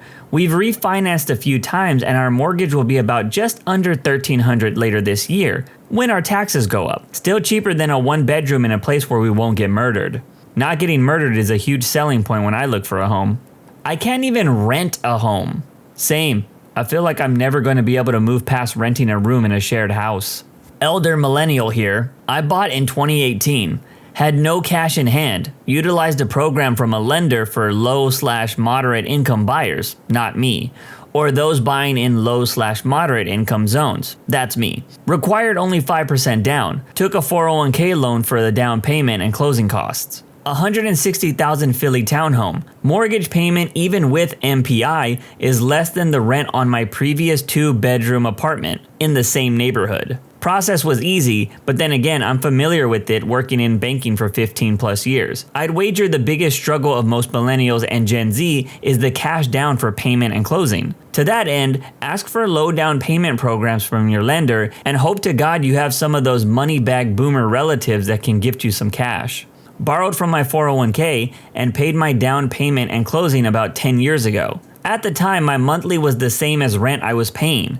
Today, it's much less. I had no idea what I was doing at the time. However, the 401k loan was really straightforward, and I had a good mortgage broker that helped me understanding a lot of the numbers. I had a younger millennial friend that did a first-time buyer home loan, and that seemed to work for them. I don't really like the idea of paying mortgage insurance, but they didn't have access to a loan. I got lucky with the market timing and had decent credit, and had good work history. I imagine it's a bit crazier/harder right now for people trying for the first time given the validity over the past few years. We kinda lucked into ours. We applied for a rural development loan through the USDA and qualified for $179,900 with a really good interest rate. We had to wait 6 months for it to process and couldn't find the right home in our budget. Then we stumbled upon a home that checked all of our boxes and was owned by a little old lady that just wanted to get it off her hands. Listed at $180,000, a 4-bedroom, 2.5 bath on a 1/4 acre. Last I checked, it was estimated to be worth $430,000. Man, I hope one day that I'm in a position just to want to get a house off my hands. I often think I will never buy a home, and if I ever do, it won't be until I'm in my 40s or 50s. From UK here, born in 92, have a family, 2 kids, and a wife. Buying a house seems near impossible with your average income. Current money outgoing on rent/living kills any ability to save enough to get a down payment on the mortgage. I've come to accept that I'm 100% not buying a house anytime soon. It's not how it used to be. As my old man would say, life is a struggle. I always thought life was a highway. An apartment alone these days costs you no less than $1,800 a month. It's extremely difficult. Older millennial, 1983, my mom gave me a little money to make a down payment on a 430 square foot condo in SoCal for $270,000 with PMI. Her thinking was that the market was only going to go up. Of course, 2008 happened. The bottom fell out of the market and I got laid off. Somehow I managed to hold on and after 10 years, finally had enough equity to make a little off the place. My wife and I used it to buy a much more comfortable place in PNW 5 years ago. There were some tough times for sure, but I'm lucky compared to a lot of people. We refinanced in 2020 for a super low rate. I don't know how anyone can afford a mortgage with today's rates. We've been in our house for 5.5 years. An FHA loan and 2 down payment assistance programs through the city got us into it for almost nothing out of pocket. I don't recall the exact numbers now, but we had to put down earnest money, pay inspection, and like $250 at closing. It was under $1,000 when it was all said and done. The problem was finding a house we could afford. We got lucky there. Because my best friend has a friend who at the time was working for the city. After $1 million worth of grants to a developer, all he had to do was sell 1 home to a low-income family. My best friend had to make sure all his contacts knew what we were trying to do. So his best friend referred us and they sold us the house for what we could afford. It was just dumb luck in other words. The house is still in the ghetto, but all the other houses we could afford weren't just in the worst parts of the city, but also falling down. Like for real. One of the houses we looked at was basically missing a floor in one of the rooms. So we consider it a win. I just bought a home. I needed a $50,000 down payment to do it. I won't go into details on how I got that $50,000, but I can damn sure guarantee the average millennial/Gen Z don't have $50K to drop. I'm in the process of buying a luxury cardboard box. Should only take me 45 years to pay it down, but then the sucker's all mine. It's genuinely not a realistic goal for some people who are making an average wage, and not married, or receive a down payment from a family member. It's genuinely hopeless for now, and I'm glad I'm not in the hunt. Just gotta hold out until all the boomers die off. After that, hopefully I can squeeze in somewhere. Boomers dying off isn't going to help if all their homes are swooped up by investors to turn into Airbnbs. Legislation needs to be passed to limit the amount of investment into residential properties for anything to change. This comment right here, I honestly do believe, in America at least, that laws need to be made to limit people from buying up all the property. I believe I read an article about my state that over 50% of homes bought in the last few years were from major companies to be turned into rental properties or Airbnbs. It's pretty disgusting. We bought a house priced just over $100,000 with an FHA loan. Granted, this was back in 2015 when much lower priced homes were easier to find. The total down payment was just under $4K. There were other costs as well, but probably more than $2K from what I remember. We absolutely would not be able to afford the 15 to 20% down payment at that time. No way. We had a little bit of money saved and some money gifted to us when we got married. The house was crappy, but we slowly made improvements over the years. It did end up paying off beyond our wildest dreams when we sold it in 2021 in the super crazy market, and we were able to upgrade substantially. 25-year-old here. Me and my girl live in SoCal where the prices are crazy. It might be another 3 to 5 years until we're able to buy. It's crazy that you guys actually have a trajectory at all. I'm a California native, and the housing's been unbelievable since before the whole nation got its crisis wake-up call over a year ago. I have a few friends that are native to LA and a few that moved there and left. They all say the same thing. It's expensive. My partner and I both make over 6 figures. We live in Seattle, Washington, and we had to look outside the county we both work in to find somewhere we could afford. Got 5% down payment by using our life savings and borrowing from the 401k. I still feel lucky to be an owner with a relatively good loan rate, but it sickens me to think how hard it must be for most, when for us, as a privileged couple, it felt like a risky stretch to get into a $500,000K starter home. 3-bed, 1-bath, built in 1962, with no improvements. Seattle is crazy because 10 years ago things were so cheap. People in tech only wanted to buy East Side or Seattle. Places like Renton and Baltimore were both considered poor or far. Now, these same places are 3x in price and are unaffordable, and even techies are looking farther and farther for affordable housing. I remember when old houses in Bellevue could have been had for $400,000, and Renton houses were like $200K. That was just about 10 years ago in 2013. Have you ever thought it would be cool to go to the moon and how technically it could happen, but you know in all reality you're never going to stand on the moon? It's similar to that. We bought our first house in 2016, and since then it's appreciated $200,000. If we didn't buy when we did, we would still be able to buy, but not nearly the size house we can afford today. Since my wife and I bought in 2012, our house has increased the value by 245%. The appreciation value is great, but I have no idea who could afford a house right now. My wife, 40 female, and I, 38 male, bought our first home last year. It took 20 years together of building credit, building careers, saving cash, and then borrowing $5K to round out our down payment. Oh, and we moved from central Texas to rural eastern New Mexico. Our new property is awesome though. We're thrilled. That is insane that you would have to up and leave your own state to obtain homeownership. What is even crazier is that they had to leave Texas. It only felt like a few years ago that Texas was affordable. I moved back with my grandparents, just started my career and work remote on $30K a year and should have a down payment relatively soon for anything less than $130K. I live in the Midwest and I'm looking for smaller houses that don't cost an average of $500,000. My wife and I bought our house in 2016. We live in the South and it is a 3-bedroom home for under $200K. So I know the likelihood of something like that nowadays is crazy. It wasn't too bad, saved for a year or so, and since we were first-time home buyers, there were lots of programs I qualified for that saved us money in the closing costs. The hardest part was we were moving states and didn't have jobs locked in yet, but we were able to get it pushed through. What bank approved a mortgage for a couple with no jobs? That loan officer must have been off their meds that day. You got extremely lucky on that.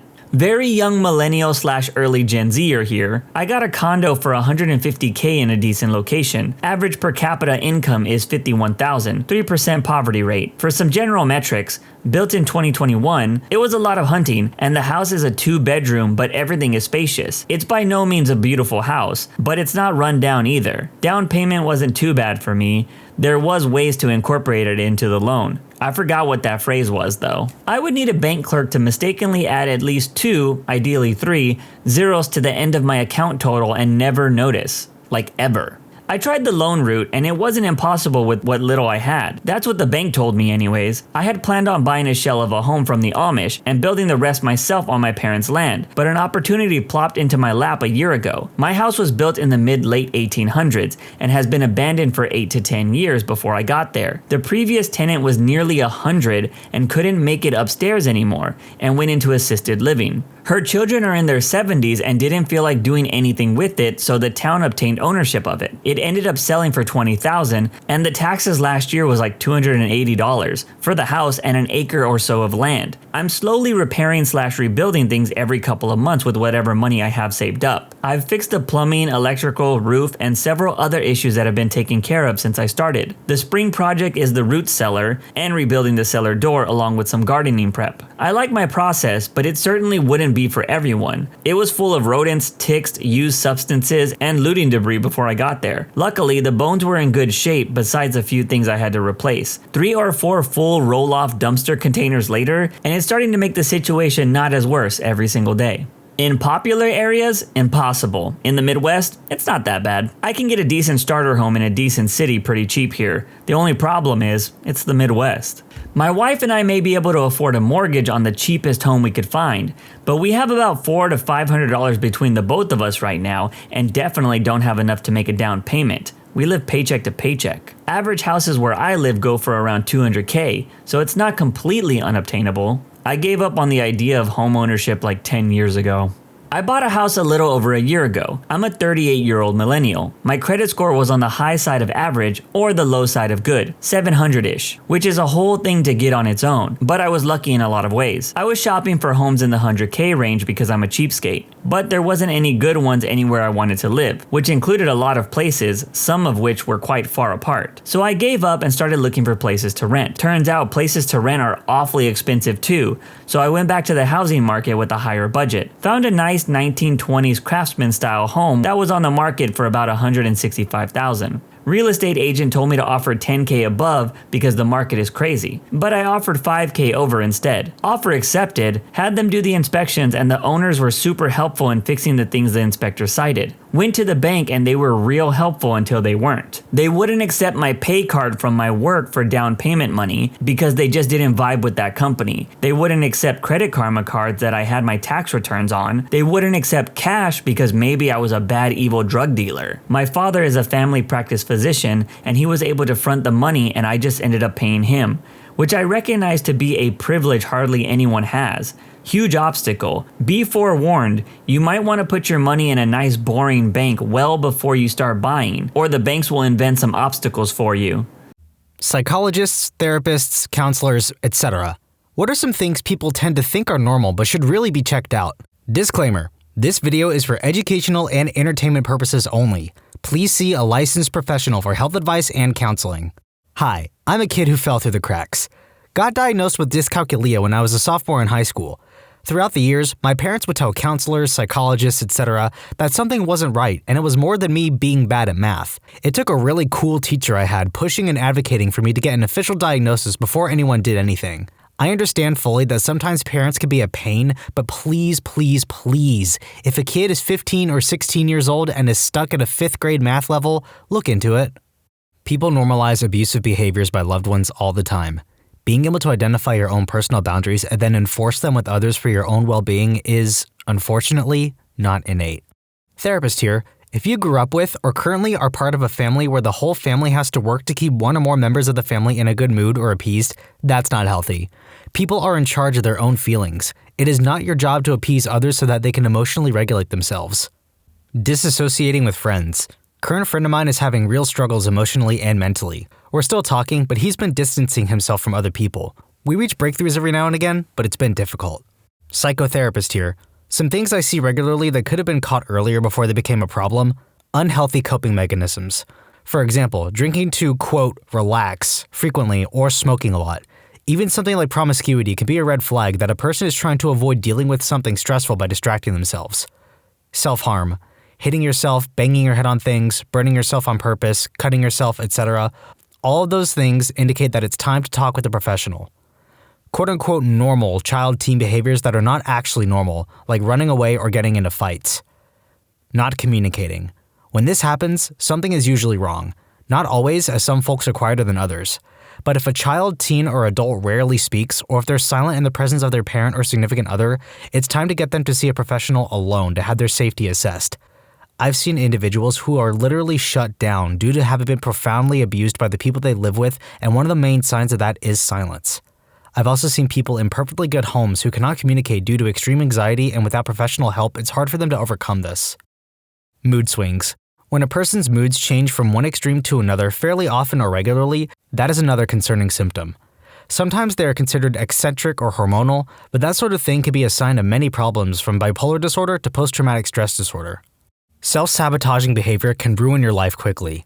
If you have an event in your life that has affected you negatively and you seem to find yourself exhibiting irrational or incongruent behaviors, see a counselor. You don't have to have any certain pathology to seek mental wellness counseling. Thinking that 5 hours of sleep per night is okay. Rapid weight gain or loss with no obvious medical cause. Relationship problems. Don't get me freaking started. To clarify, what I really mean is that poor sleep is usually a symptom of something more serious like depression or anxiety. Our bodies are often not as well as hiding things as our minds are. I'm curious how much procrastinating and or lack of motivation to do stuff is normal and how much isn't. From what my therapist told me, if you would simply rather be doing other stuff, that's perfectly normal. But if you absolutely could not bring yourself to do homework, there's something wrong. I used to have severe anxiety attacks about homework to the point where when I needed to do it, I'd either be completely drained and go to sleep, regardless of time of day, or have a huge breakdown. Executive dysfunction, the inability to do things that you know you need to do, is a major symptom of ADHD. Take a look into other symptoms and see if that might fit. See a doctor if your life is affected. I'm going to word this incorrectly, so bear with me if I say something inaccurate, but I have a fun fact from my therapist. The frontal lobe is the part of the brain that deals with anxiety. It also deals with studying, but I'm not sure if it's the ability to force yourself to focus or if it's something else. Either way, the frontal lobe is important. It turns out that it's bad for your brain to be in a constant state of anxiety. So if you had a crappy childhood, like me, you're screwed because, as my therapist put it, the constant stress wrecks your frontal lobe. Which explains why it's almost impossible for me to study unless I'm cramming for an exam in a couple hours or starting to write a paper an hour before it's due. I can't activate the part of my brain necessary to focus on my task if I'm not in a state of panic. I don't know anything about how it ties into things like the fact that I keep my clothes strewn around until 10 minutes before a guest shows up, but I suspect it might be a similar thing. So I'd say that my major lack of motivation isn't normal, and it makes me wonder how much better I'd be in my classes if I'd had a normal childhood. There have been a lot of my patients who have been pretty surprised when I've told them, hey, that's anxiety or depression, when they just thought their behaviors were typical for everyone. Not being able to maintain friendships, constantly being nervous about the safety of your child to the point where you hate being alone with your child without your partner, not being able to motivate yourself to do things, especially things you once enjoyed, feeling excessively tired all the time, not being able to calm down and just thinking the same thoughts over and over without feeling worried. Other things we can help with. Having a hard time trusting others, trying to recover a relationship from infidelity, not knowing why your kid is misbehaving so much and needing guidance, helping to improve communication within your relationships. If you experience these things and more, therapists can help. Let us help you. Edited to add, I've noticed costs coming up in a lot of these replies. I hate that cost is such a barrier for people. Sometimes colleges offer free or discounted therapy from their students. When you're training to be a therapist, you spend at least 1 year working as a therapist while meeting with the supervisor each week to consult on your cases and get guidance on moving forward. My college unfortunately didn't offer discounted sessions, but I know many do. It might be worth checking out. Some systems also have charity care options for people with low incomes. That can be worth pursuing as well. To find a therapist, if you're in the US, you can call your insurance company and get a list of places that take your insurance. That's a good place to start. A good rule of thumb as to whether a behavior or symptom should be checked out is the same we use to determine a diagnosable disorder, if it causes impairment in one or more areas of life.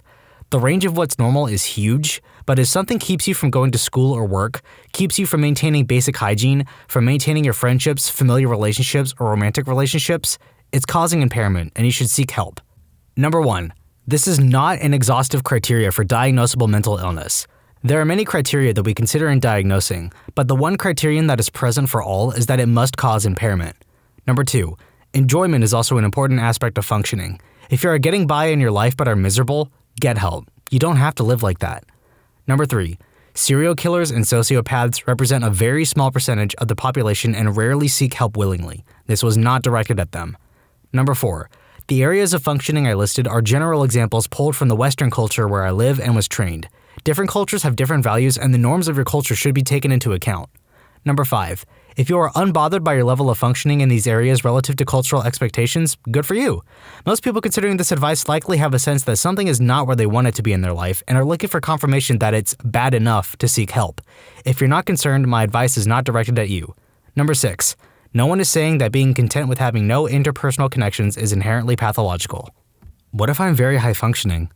Like, I make it to work every day and have a social life and I'm able to clean up after myself, but I have no purpose. I'm not actually interested in things.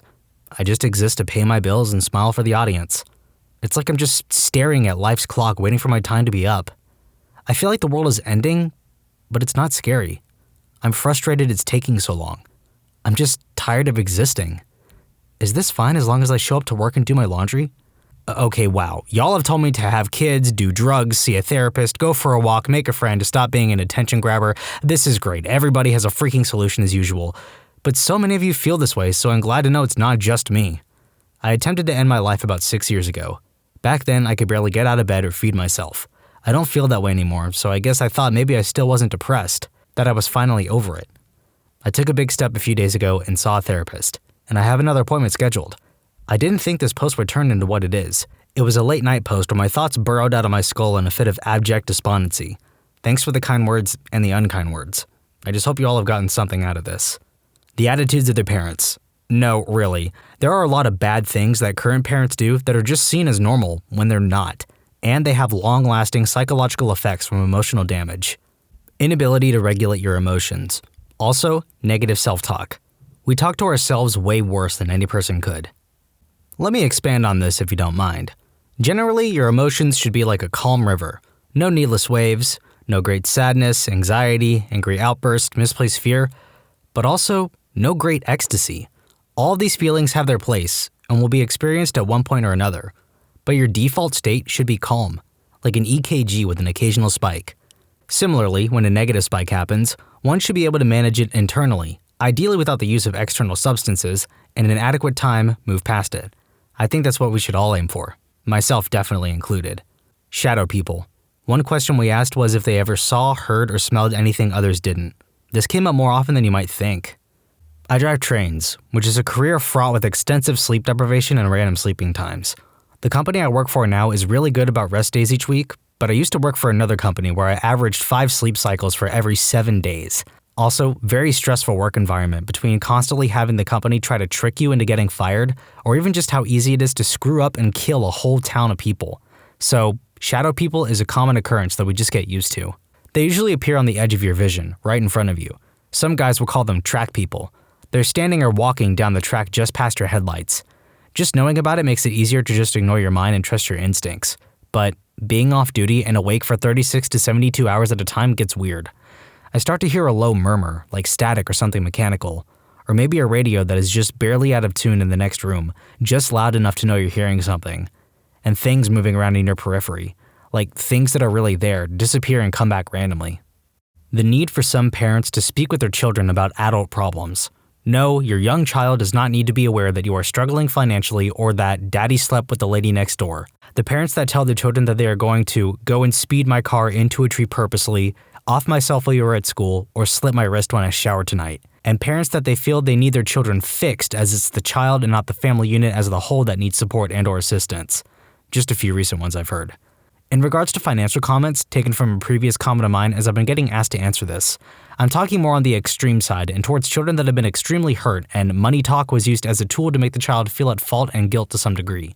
I'm currently working with a child now that is triggered whenever he hears talk about finances and feels it's his fault they will eventually become homeless. They won't, but this is what he's told. If only he didn't eat so much, if only he didn't have so many school fees, not to mention the arguing between carers over finances. This must be his fault too, though. They're yelling and shouting because of this. I've seen a lot of people dismiss their depression and other mental illnesses because it's not that bad, or other people have it worse, or I can and should be able to handle it on my own. You shouldn't have to suffer through mental illness, even if you technically can. You deserve to be happy, and therapists and psychiatrists are there to help you learn how to help yourself. It's not a weakness to find someone who can assist you in figuring out coping skills or prescribe you medications to help fine-tune your brain's neurotransmitters. This post right here, this is what I've been saying. Some people just say, oh, I'll cope, or it's fine, when it's not. It's like they're not allowed to have a mental illness, when in reality they're in survival mode and they can't register healthy emotions or mechanisms. It's like a post I read out before. If you're just existing, living day to day detached from everything and everyone, being constantly tired, or having persistent thoughts of death, that's not normal. And I get it. The American mental health care system sucks. It's not easy to get help, most of the time because it's financially unviable for them. But a lot of times, the people who need it the most won't ask for it. It's because they don't feel the need to.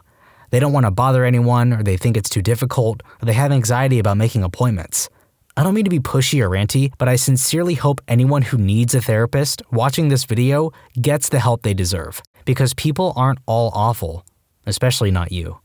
From the patient side, it took having a massive anxiety attack at my doctor's office to find out that no, massive anxiety attacks in front of strangers isn't common or normal.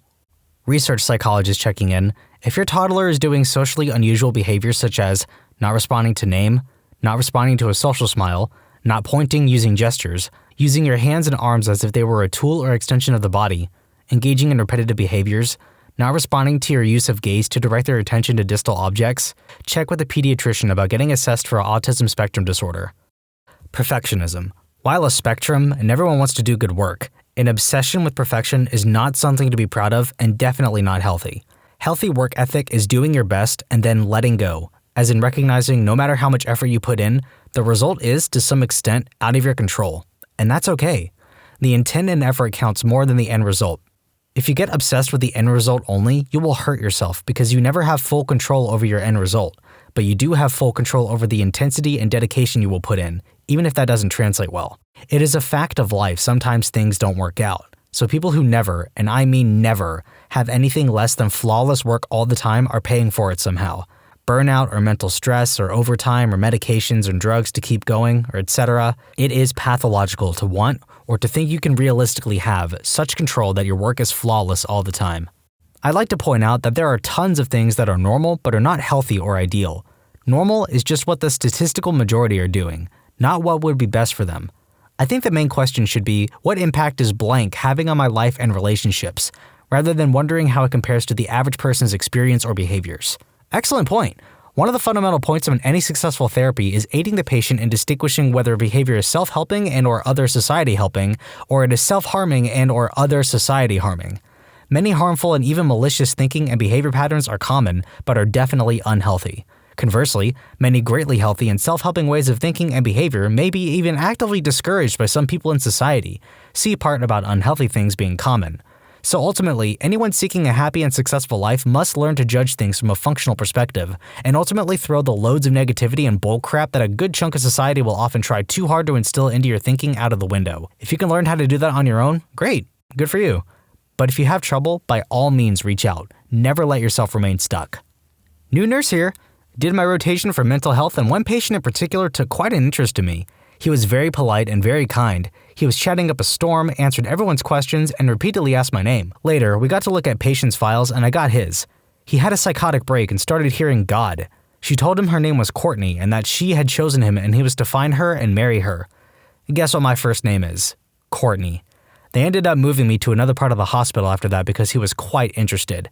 Can confirm, I am definitely not God. Way too much responsibility. Coping with stress in your relationships by walking away from conversations, saying you've had enough, or going silent. Coping with feelings of insecurity and anxiety by lashing out at your partner. Example, asking a bunch of questions about one of their acquaintances instead of saying, I feel insecure for these reasons, please talk through it with me. Been a couples therapist for 10 years, now clinical director of a private practice. So many more, but those are two of the most prevalent in couples work. Tech here, so bottom of the totem pole, but I'll offer my opinion.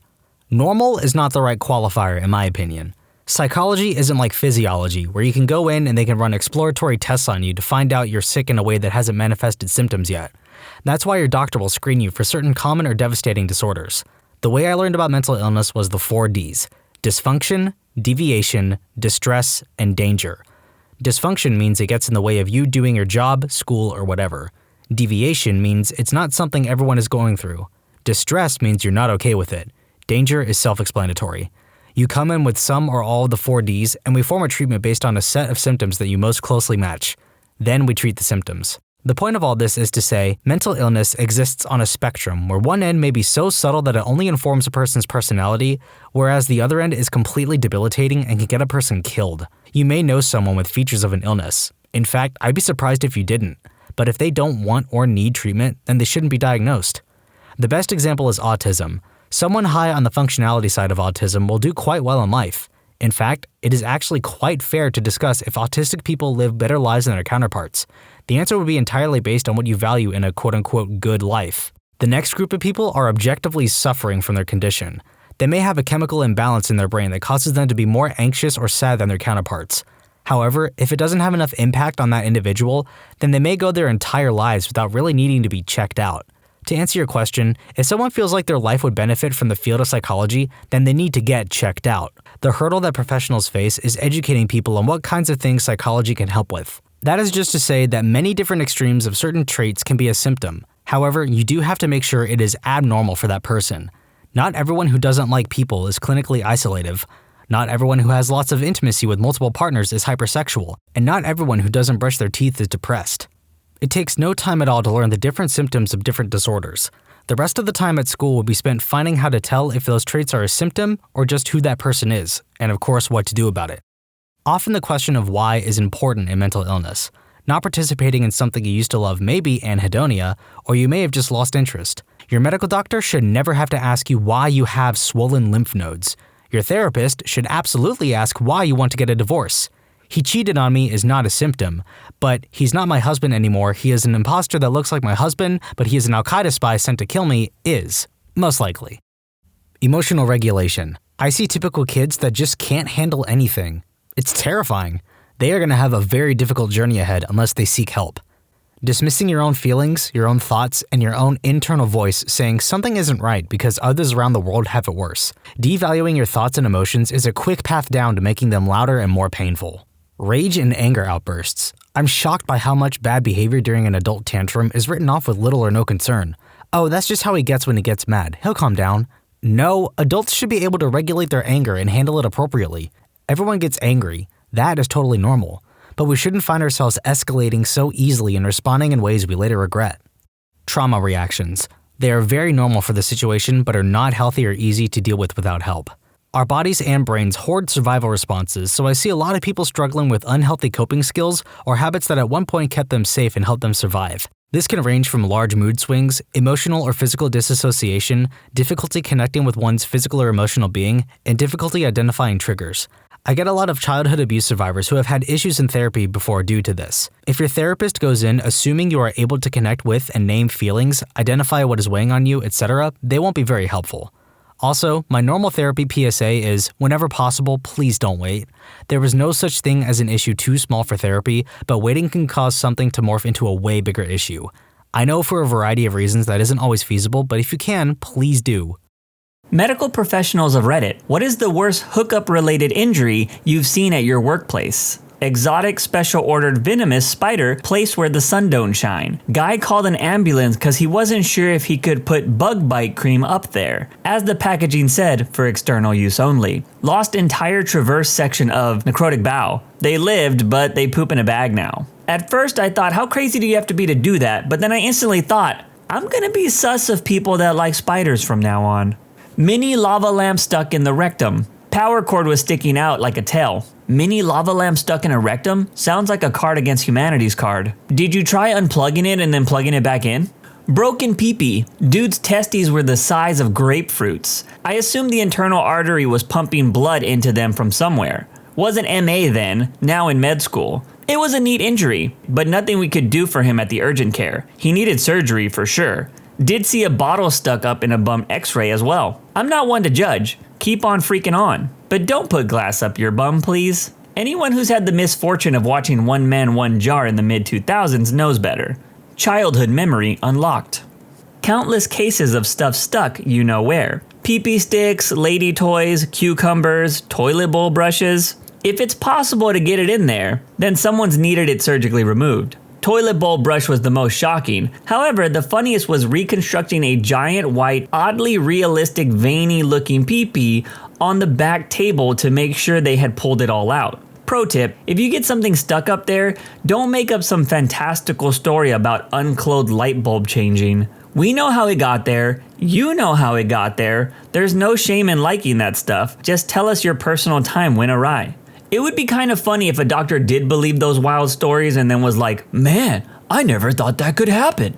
I used to work weekend night shifts. Had a young girl come in one weekend. Despite her age, she had a hip replacement and it was dislocated. ER put it back in and she went on her way. Next weekend, she's back again. Same thing. Third weekend in a row, and there she is. Finally, I ask what she's doing to dislocate her hip so much, and she says her boyfriend keeps bending her leg back too far while they hook up. I told her to try different positions. Talk about not caring about your partner's well-being.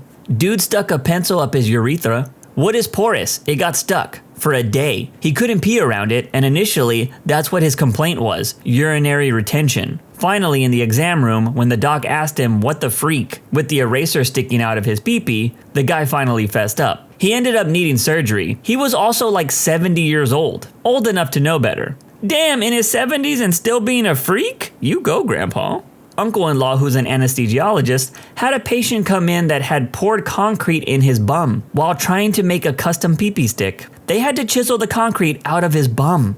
Excuse me, he did what now? Back in medical school, I was on a surgery rotation with a classmate. Our first day, we got split into groups. By chance, my first case was an appendectomy. His first case was helping deliver a jewel-encrusted pee-pee stick from the bum of a 250-pound guy. He was at the business end when it crowned and was responsible for catching as the surgeon pushed from above. Gives a new meaning to the terms pitch and catch. Worked at a physical therapy clinic for years. 78-year-old man came in with a herniated disc in his neck after satisfying his girlfriend. He was a longtime patient and friend of the therapist, so we got the whole story. Our patient, P, was old, rich, and single, and loved all the sleazy bits that came with it. One day, his 39-year-old girlfriend asked him to return the favor, so P goes to town for the first time ever at age 78. Not really knowing what he was doing, he went at her like a dog drinking water, his words. A few moments later, he felt a pop and his arm went numb. He came to us with a nearly useless left arm about 2 days later. My boss was laughing so hard during the eval that I went into the treatment room to check on him. P insisted I stay and hear the whole story. P died a couple months later from something unrelated. I miss that crusty old bastard a lot.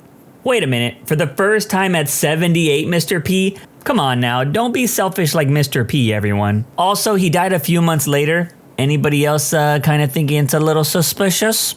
A janitor heated up petroleum jelly and injected it into his pee-pee with a syringe. He was trying to make it bigger. He kept adding more. Another janitor saw him and decided to do the same.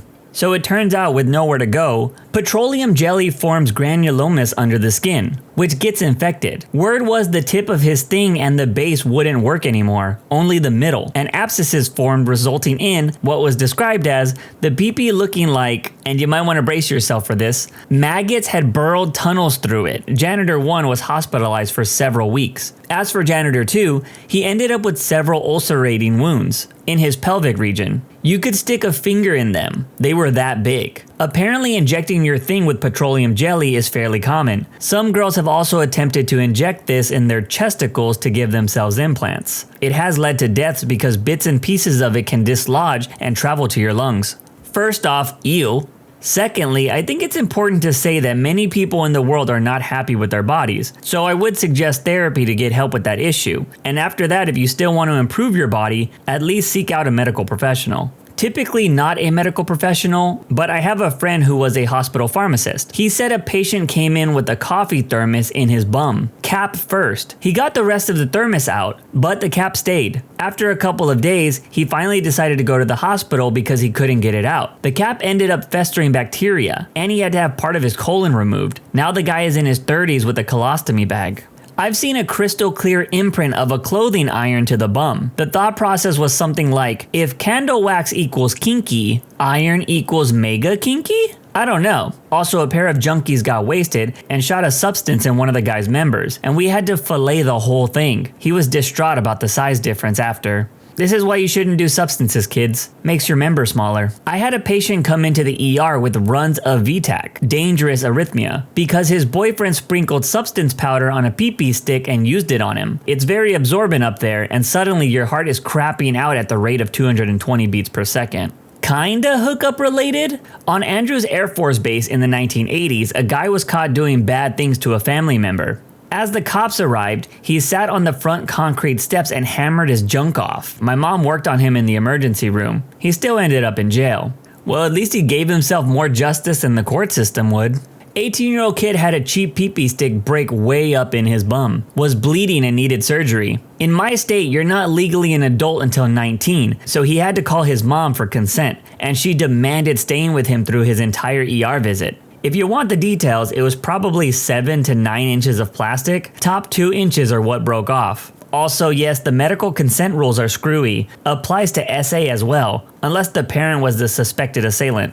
Not my story, but my mom's. She used to work in the oncology department at her hospital a while back. One day she came home, sits me down and says, syphilis in the eye. You always make sure your partner is clean.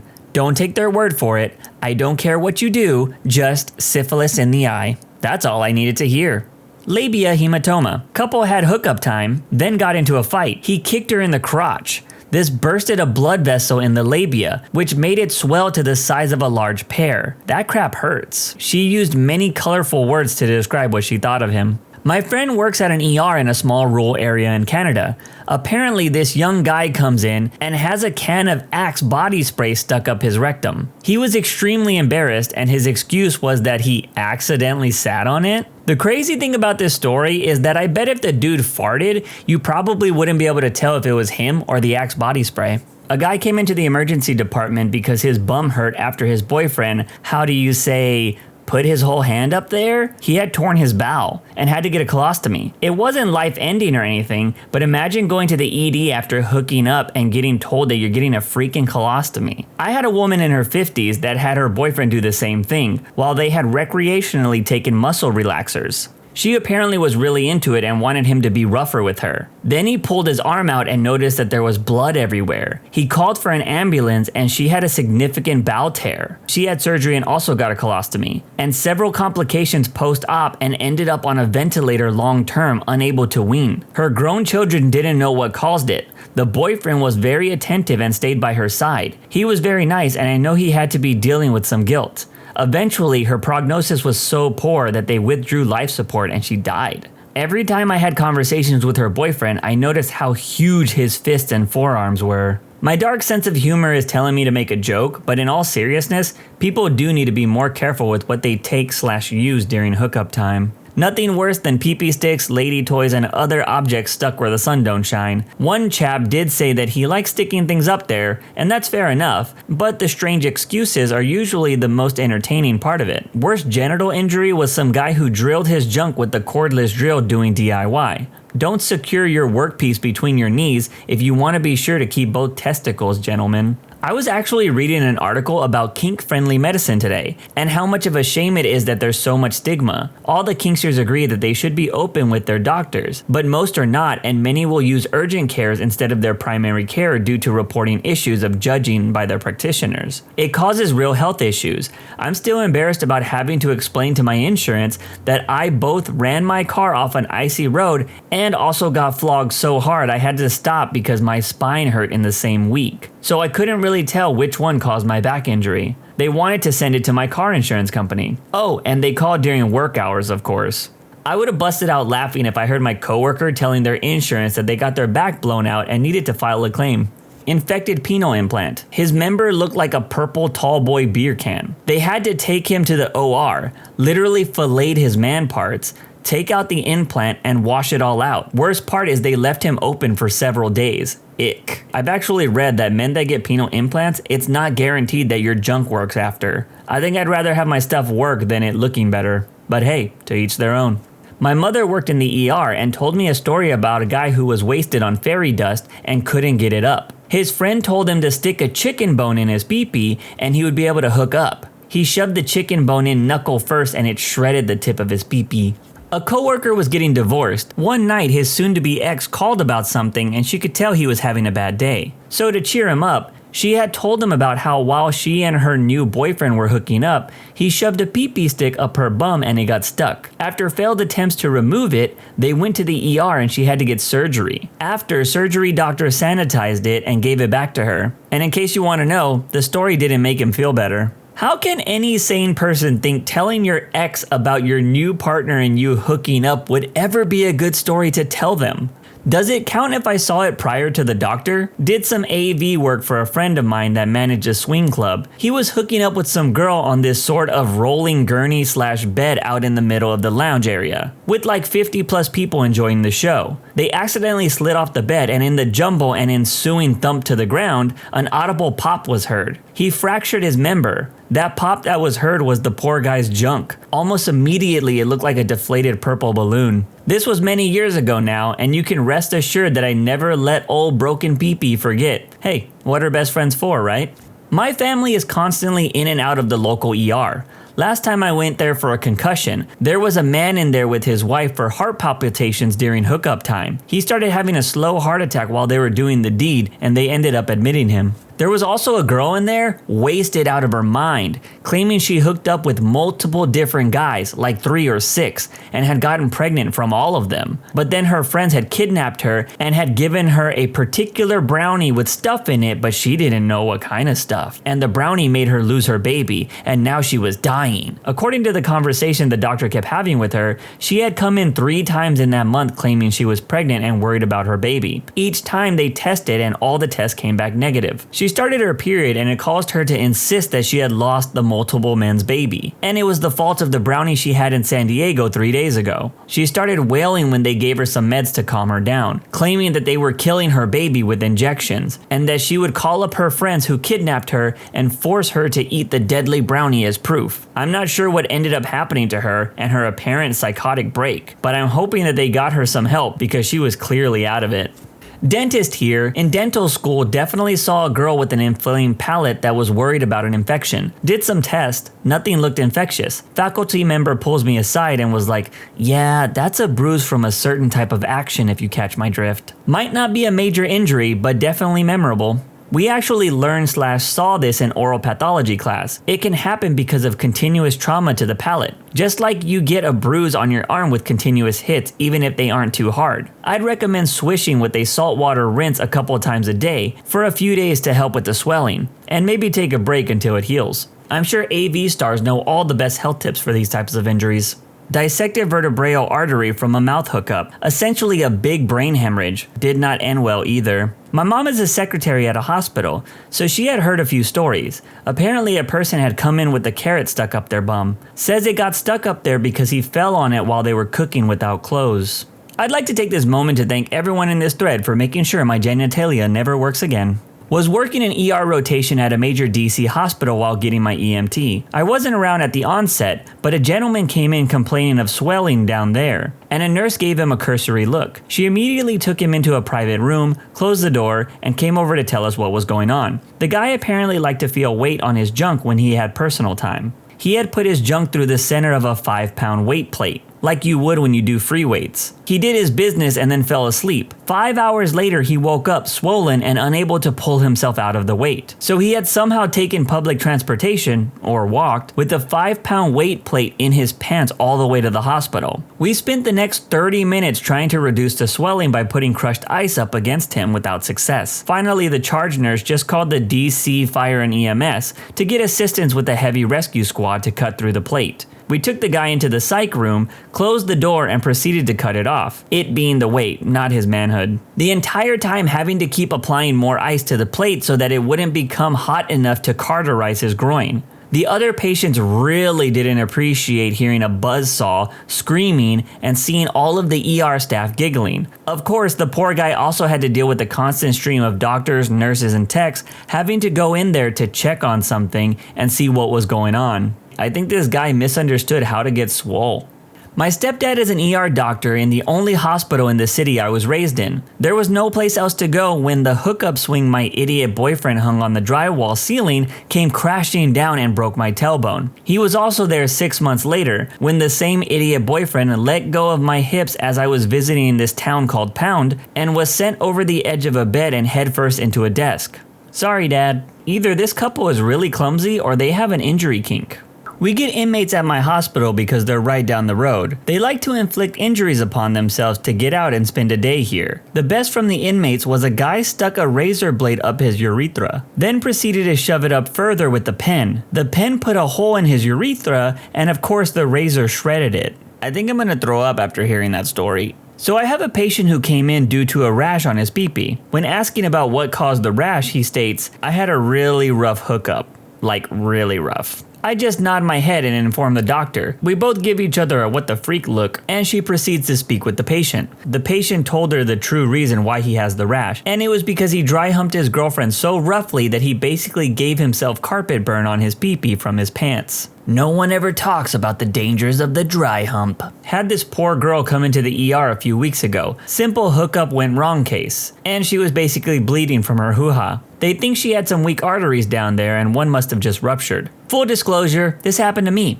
I noticed a small amount of bleeding immediately after. Later I noticed more, about the amount of menstruation. I laid a towel down and decided to go to bed. I felt a rush of fluid and made it to the bathroom before feeling faint and hitting the floor. I was able to call an ambulance from the floor. In the ambulance they said my face lips were blue from the loss of blood. One quick emergency surgery later and I was all stitched up and on my way home.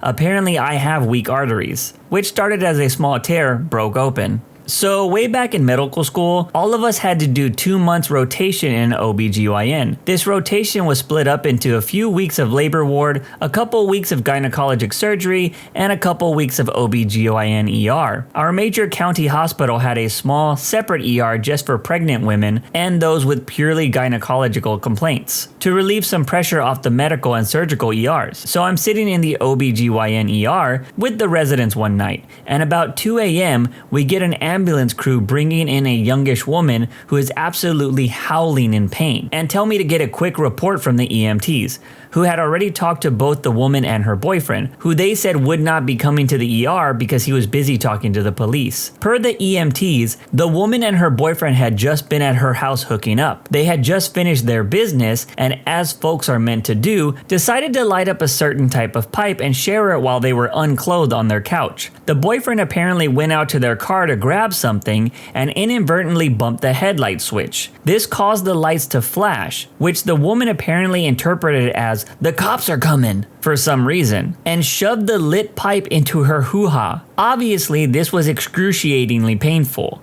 causing her to tense up and start frailing trying to get it out, which then caused parts of it to shatter, so now she had hot broken glass in her baby maker. I don't have a hoo-ha personally, but that story made my imaginary hoo-ha hurt. I'm a firefighter / paramedic. Broken pee-pee, bent at a right angle about halfway. It's the second time he had it. His wife was on top and got carried away. It looked like they sacrificed a chicken on the bed. Not my call, but a paramedic was called to a 20-something male living in a ski resort town having groin pains. Arrived to find his pee-pee completely necrotic. His buddies had bet him that he couldn't stick it in a snowman for an hour. Perfect example of winning the battle, but losing the war. 26-year-old decided to be circumcised. His doctor told him not to hook up. He didn't listen. It peeled like a banana. Yep, that does it. I've had enough internet for the day after reading this.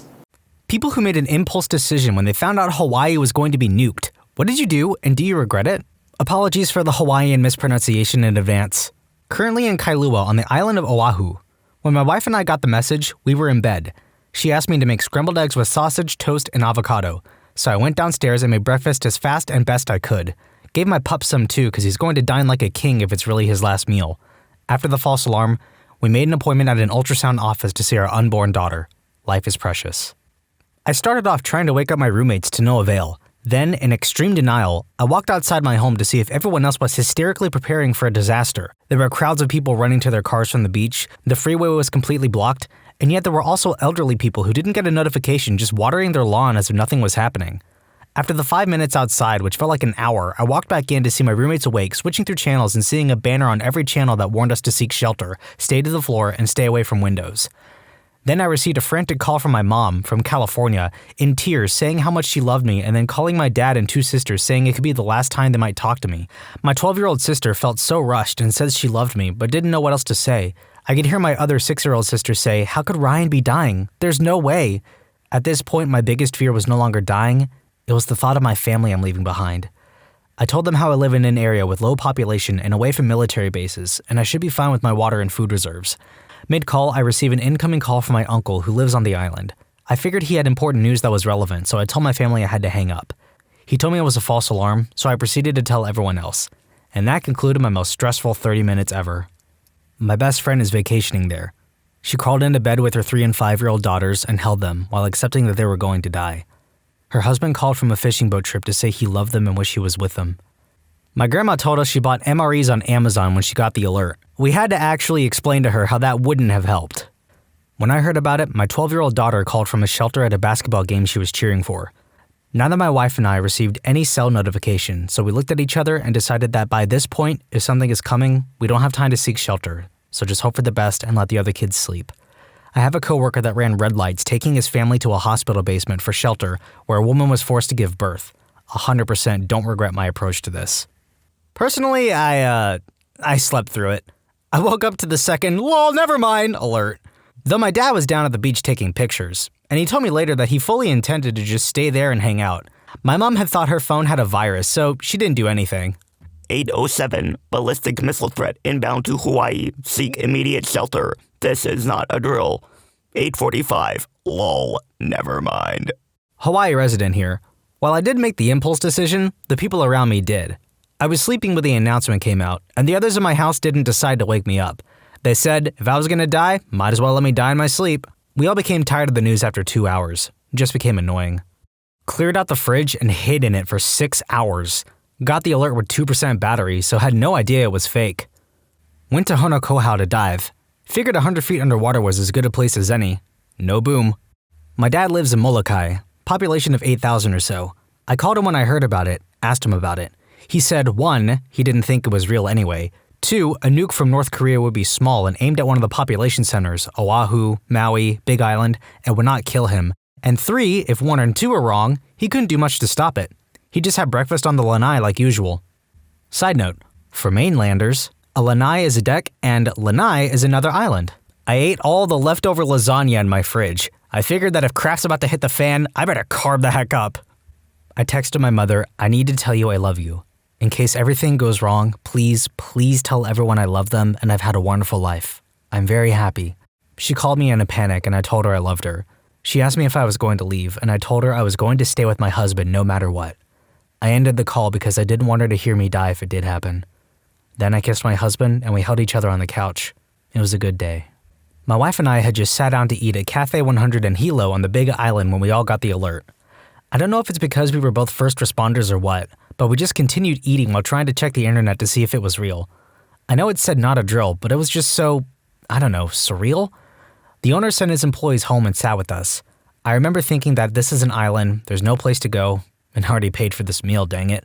I got on the emergency services scanner for the island and heard someone confirm it wasn't real, about 15 minutes before the actual alert went to everyone, so that was good. I'm just mad that the first place the government went to confirm it was false was freaking Twitter. We had next to no internet connection because everyone was jamming the signal, and Twitter is terrible anyway. Why not send an all clear on the phones ASAP? It was 8:07 a.m. and I was sitting in my hotel room in Waikiki browsing Reddit, saw the alert and immediately turned on the news and started going to Twitter. I didn't hear any sirens. No news.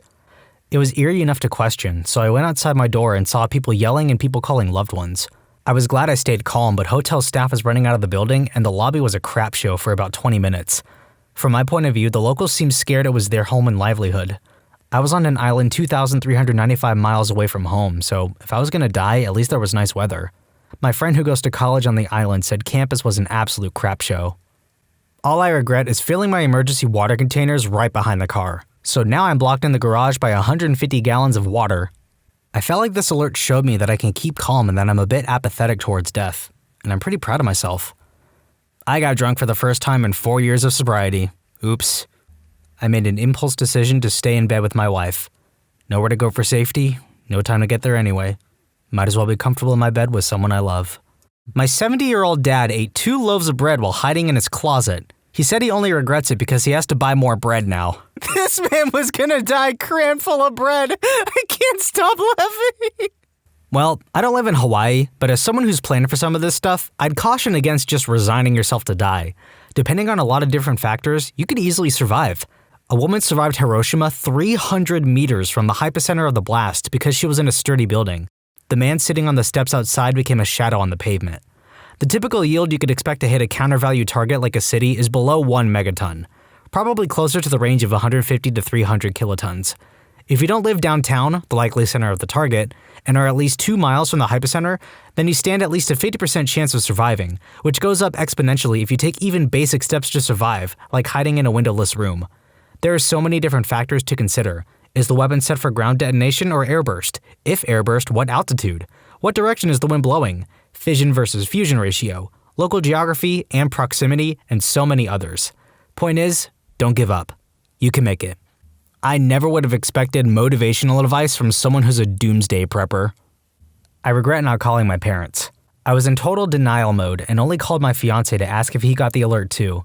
He was working at Honolulu Airport, where the scene was more chaotic. He didn't think he'd ever see me again. I'm including details on how the airports were. All the flights were grounded. He was at H&L at the time, and passengers started walking off the aircraft. The captain eventually deplaned everyone. Security and TSA were as clueless as everyone, and couldn't direct anyone to shelter because there really isn't one. Some people ran out the terminal, presumably to get to their cars and drive home. I was at Hilo Airport at the time, but some tourists were huddled together, praying and or crying. We managed to get our car before all the rental stands closed up. He also said at Kona, TSA allowed all passengers through to seek shelter inside. Not sure where though because it's open air. When the all clear came through, all passengers had to exit and be rescreened, causing massive flight delays. I was in the living room changing my 2-month-old son's diaper. My wife was in the bedroom sleeping in. I hear the alarm go off on my phone a couple feet away and just think, oh, it's just one of those Amber Alerts, and go back to changing his diaper. A second later, my wife comes up running out of the bedroom screaming that we were going to die. I kind of froze up. All I could think about was how helpless I felt and how I couldn't do anything to save my newborn son. My wife was running around the house grabbing diapers and formula for the baby, and I was just slowly finishing changing his diaper because I couldn't imagine that something like this could happen.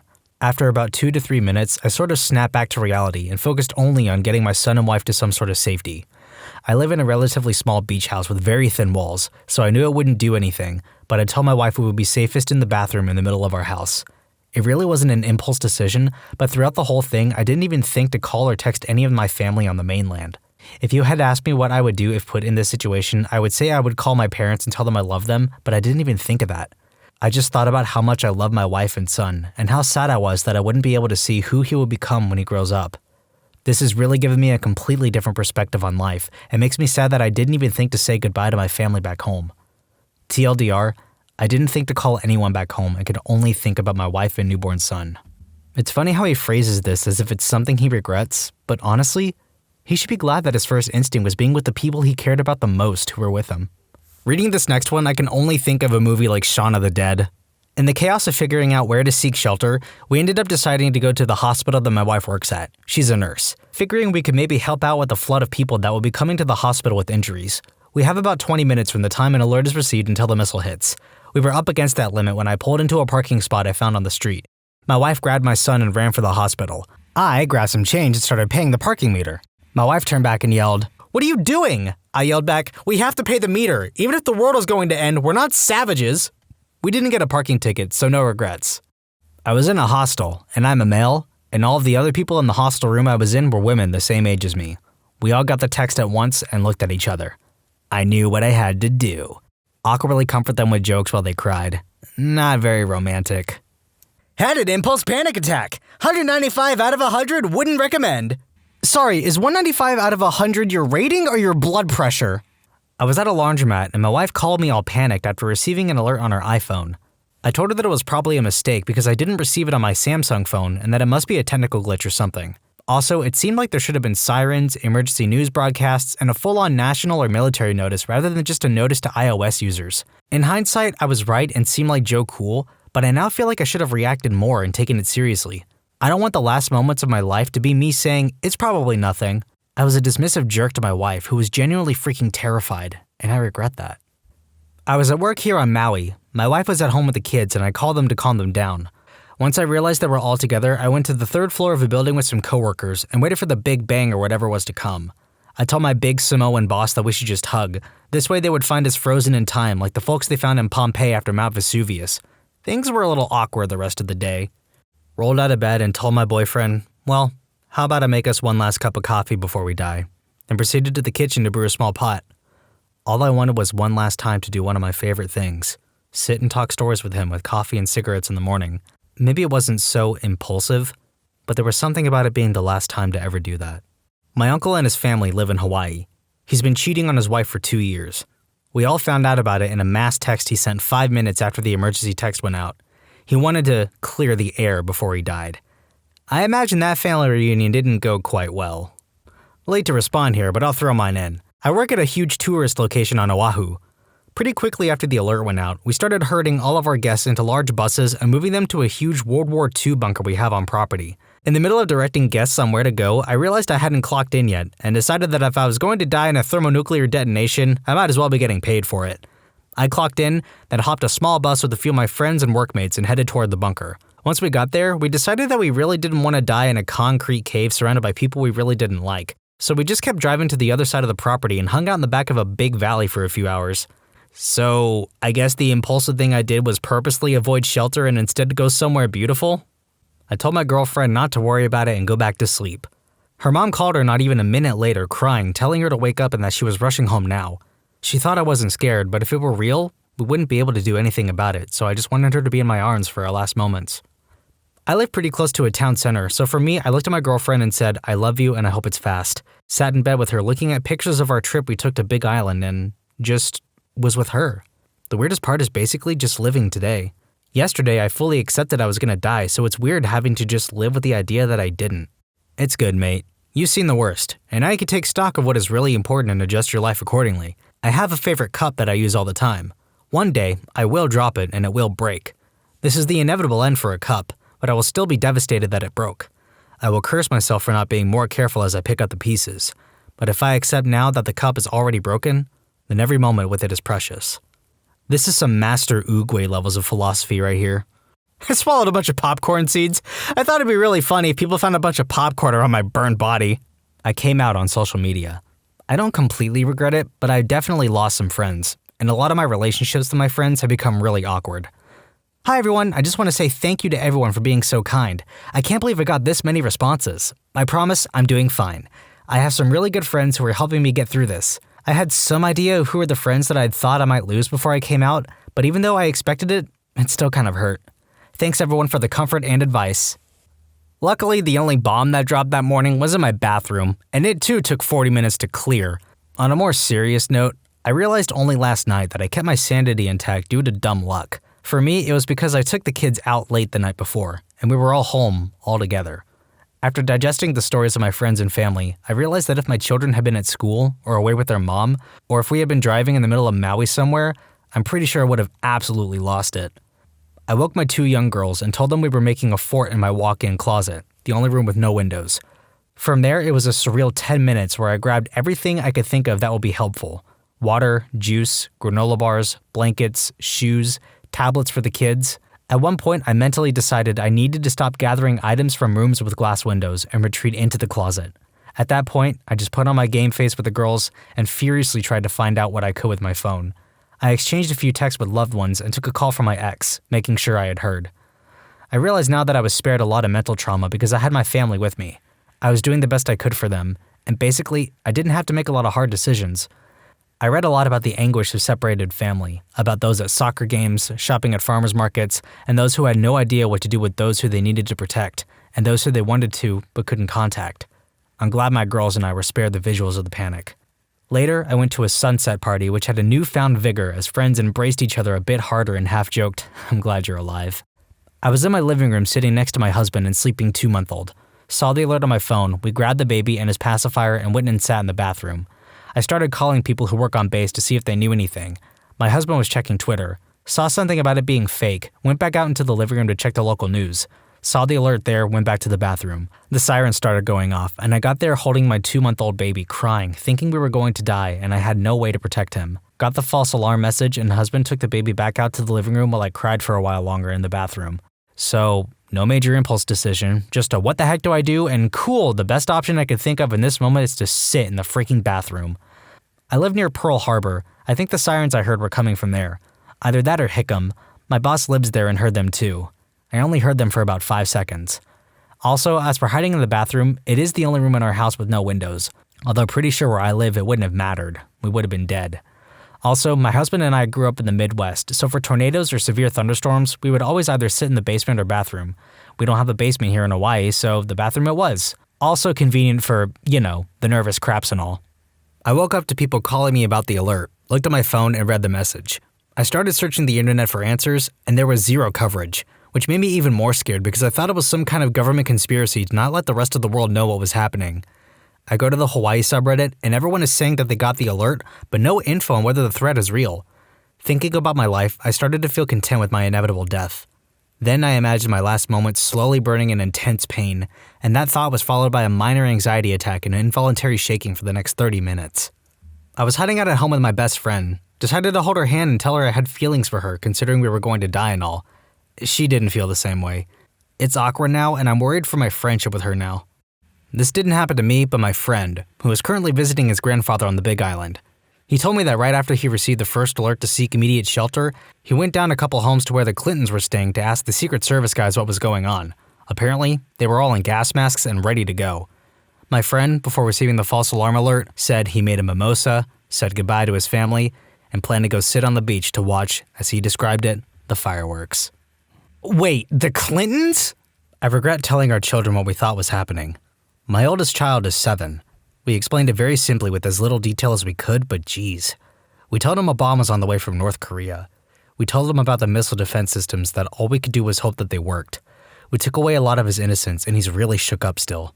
Afterwards, we told him about Mattis and how he's so smart and helps run the military to keep us safe. We couldn't think of anything comforting to say about the president, so my husband told him cool stories he's read about Mattis. My younger child is autistic and was just mad that the plans changed again. He was annoyed that the missile didn't come and didn't understand that the message was a mistake. He felt better when we went back to our original plan to hit the beach. I'm stationed on a nuclear sub in Pearl Harbor. I was on watch when it happened in the engine room. We had the whole duty chain of command in the reactor control room, and they told us they were going to evacuate all unnecessary personnel. We emergency closed the shielded volume of the reactor compartment so that we could get everyone off of the sub and into a floating support vessel docked near the ship. In hindsight, we should have just got all of the sailors into the reactor compartment and dogged the hatch. We'd have a pretty strong pressure barrier, and it has probably the best shield for a nuclear blast in the closest vicinity. It's sufficient to keep the crew from getting exposed to excessive amounts of radiation while the reactor is critical. Shields work both ways, so probably best to hug the shutdown reactor as opposed to getting vaporized topside. This will probably get buried, but I woke up at about 7:30 on Saturday morning to go check out some garage sales. I recently went through a tough breakup with my girlfriend of a year and a half, and I thought it'd be a nice way to stay busy and keep my mind off things. So I sat up in bed, took a huge rip off my dab pen, and hopped in the car to make my way down the mountain into town on the Big Island. About a mile down the road, my podcast stopped playing and my phone started blaring. I picked it up and read the message on the screen. Incoming missile. Take shelter immediately. This is not a drill. I rubbed my eyes and I couldn't believe the words that I was reading. I read them again and again before I pulled over, and as I was making a U-turn, I noticed everyone in their cars looking up from their phones with looks of horror on their faces. I'll probably never forget that. When I got in the door, I called my ex-girlfriend who was working at the Four Seasons where she said people were losing their mind. I told her I loved her and how sorry I was for everything. She asked if her roommates could come to my house if they needed, and I said of course. Then she said she had to get back to work, and I begged her to leave if we got any more info. After we hung up, I went out to my back porch and looked to Oahu, and that's when I started hearing jet engine noise. It was getting louder, and I was running around to see if it was an airplane. Never did see a plane. I was terrified. No other way to put it. Last night we spent the night together for the first time in 10 days. She slept in my arms while I silently just laid there in the dark. Didn't sleep all night long because I missed that feeling so much. I didn't want to waste it by closing my eyes and passing out. I know we aren't going to get back together. It was a messed up day. This mistake shouldn't be swept under the rug. I feel like it was a very personal violation of public trust and people need to be fired at the very least. I hope no one ever has to go through that kind of fear and uncertainty ever again. I've heard stories of people I know who were sitting in bathtubs with their kids hysterically crying, people abandoning their cars and running on foot with their families. I want whoever is in charge of civil defense and the person who hit that button to be fired on the spot. Forget them. It's unacceptable. Men of Reddit, what would be your response to a guy who suddenly starts flirting with your girl? Had a guy buy our margaritas when my girlfriend ordered them for us at the counter. I thanked him from across the restaurant. Free margaritas taste better. My friend ordered a girl's drink at the bar once. Right after the bartender handed it to her, her boyfriend walks over. So what does my friend do? He orders a drink for the boyfriend too. 5 minutes later, I look over and all three of them are sitting next to each other, best freaking friends. I took some notes from that guy. He didn't buy her a drink expecting something from her. He just wanted to make her happy. And when he found out that she had a boyfriend, he wanted to make him happy too. And people like him because of that. I bought a birthday party, girl celebrating her 30th, and I got a nasty look from them. One of them came up to me and threw the drink in my face, saying, "We're not gonna sleep with you over a drink." Bouncer kicked them out after the bartender clarified that I didn't say a word and was being nice. Yes, Bouncer assumed I was harassing them at first. The good news is I got free drinks for the rest of the night. Am I the only one who thinks that I have a boyfriend or assuming all men want you is very childish? My wife had a guy offer to buy her drinks, and when he said that she was married, he said something to the effect of, "Then let me buy the lucky man his drink instead." Which I thought was a great way to handle it. Gets you a bar friend most of the time since the guy gets a free drink, and if he's a jealous or protective type, he will respond better because someone didn't end up buying his girl a drink. Went out with another couple, walking through the area filled with bars. We hear some guys catcalling our lady friend. Something along the lines of, "Yo, you're so hot, I would give it to you." And her boyfriend replies back, "And nothing for me?" This is the way I wish I would handle this situation, but my brain would probably be like, "What did he say? I can't hear you because it's so loud in here." I looked at the dude and said, "Sorry dude, you're not my sister's type." And then I immediately kissed my wife. We were both blonde, so people think we were related all the time. Gosh, I have to have my husband do this sometime. We used to work together and people would come in all the time asking if we were brother and sister. I'd step in and say something, not because I feel like I need to or because my wife can't handle herself, but because I know her and she likes the feeling of being looked after. I know this because she told me. That's very sweet. Just because you stand strong doesn't mean that you should always have to. It's good to know that you have backup whether it's your friends or your husband. I once let my girlfriend handle a situation like that on her own. And the thing I learned in the process is that it takes a woman a lot more work to deter an aggressive guy. As soon as I stepped in, Handsy McNoBoundaries apologized to me. Not the stranger whose butt he touched and complimented. She could absolutely handle the situation on her own, and my first impulse was not to treat her like a possession some other guy was touching. But on some levels, it does feel like I'm condoning the behavior. This is very true. I was out with my ex one night walking my dogs. My ex got sidetracked and stopped to take some photos of a lizard basking on the side of the road. Not wanting my dogs to stress or spook the lizard, I told him that I was going to keep walking ahead. He said that he would catch up with me and he was about a half a block behind me. I went around the corner and two men saw and started aggressively catcalling me, making comments on my skin, body, and following me. I told them to leave me alone and I wasn't interested. They didn't care and kept at it. They completely ignored my discomfort and were starting to actually frighten me. My ex came around the corner, saw the two guys were way too close to my personal space, and asked what was going on. They immediately apologized to him and backed off. Not the woman that they were actually harassing and scaring just seconds ago. They apologized to him. It's genuinely heartbreaking how much faster and easier it can be for a man to get another man to leave a woman alone than for the same woman to get that man to leave her alone. It's worrying to me how common that can be. It is pretty sad that women do have to deal with this type of stuff on a daily basis. Nothing. She is beautiful and I get it. When she shoots them down and they keep trying is when I step in because it's harassment at that point, and that's a problem. Exactly. I had a customer invite my wife on a helicopter ride the other day, totally trying to chat her up. When he asked what she did there, she pointed at me and said, "I'm just hanging out. I'm married to him." After that, you could see him deflate like a balloon. Nothing. My wife just says, "Shh, watch this." Ask him if he's down for a three-way and make him uncomfortable. That seems dangerous if you're not actually down for a three-way. Lots of dudes out there would be perfectly happy to make a wobbly H with you and your lady. Well, that's when you tell him that he goes in the middle. I have to agree with that second comment. It is definitely a dangerous game of chicken. Sharing a lady with another man isn't my cup of tea, but I know plenty of dudes that would have absolutely no problem with it. It's like free food to them. My wife is gorgeous in my eyes, but she is incredibly hard on herself. After kids, antidepressants, and being 20 years older than when we first started dating, she doesn't always see that she's the most beautiful person to me. So when someone else starts talking to her and wants to get in her pants, I just tell her I told you so. I pinch his butt and say we're down, but he bottoms, no exceptions. She's a grown-up, she can respond to his flirting herself. I don't need to jump in and do the whole back off buddy thing. My girlfriend, who is 40, is often pretty useless in handling those situations, giving out unintentional yes signals, further aggravating the situation. She's openly and immediately accepting of compliments in general, but also somewhat blind to more subtle flirtation. So someone flirting with her can take her positive response to a compliment as a green light. It's like she can't distinguish between the friendly and flirtatious "you look hot," and acts if they're all friendly compliments. If someone touches her, she can get uncomfortable and act like it's not happening, possibly post-trauma or fight or flight freeze response, which can come off as being okay with that kind of contact. Someone aggressively tries to kiss her, she'll tend to turn her face away and laugh or giggle, but that doesn't give a clear no response, so she can come off as just being coy. She's aware that she often has no sense that a situation has hookup intent, or is headed in that direction if encouraged. And also talked a good bit about this with people. Usually it'll be when something happens out of nowhere. She'll talk to people about it over a week or two, trying to figure out what she missed. She'll digest their opinions and advice on what to look for and how to handle such situations in the future. But it just becomes a story that will sometimes pop up in conversation. I don't think she's improved in spotting flirtation or nipping it in the bud with a clear no sign. And her way of handling those situations for the past decade or so has been to ask people around her, including me, to watch out for her when she's in an environment where flirtation is likely.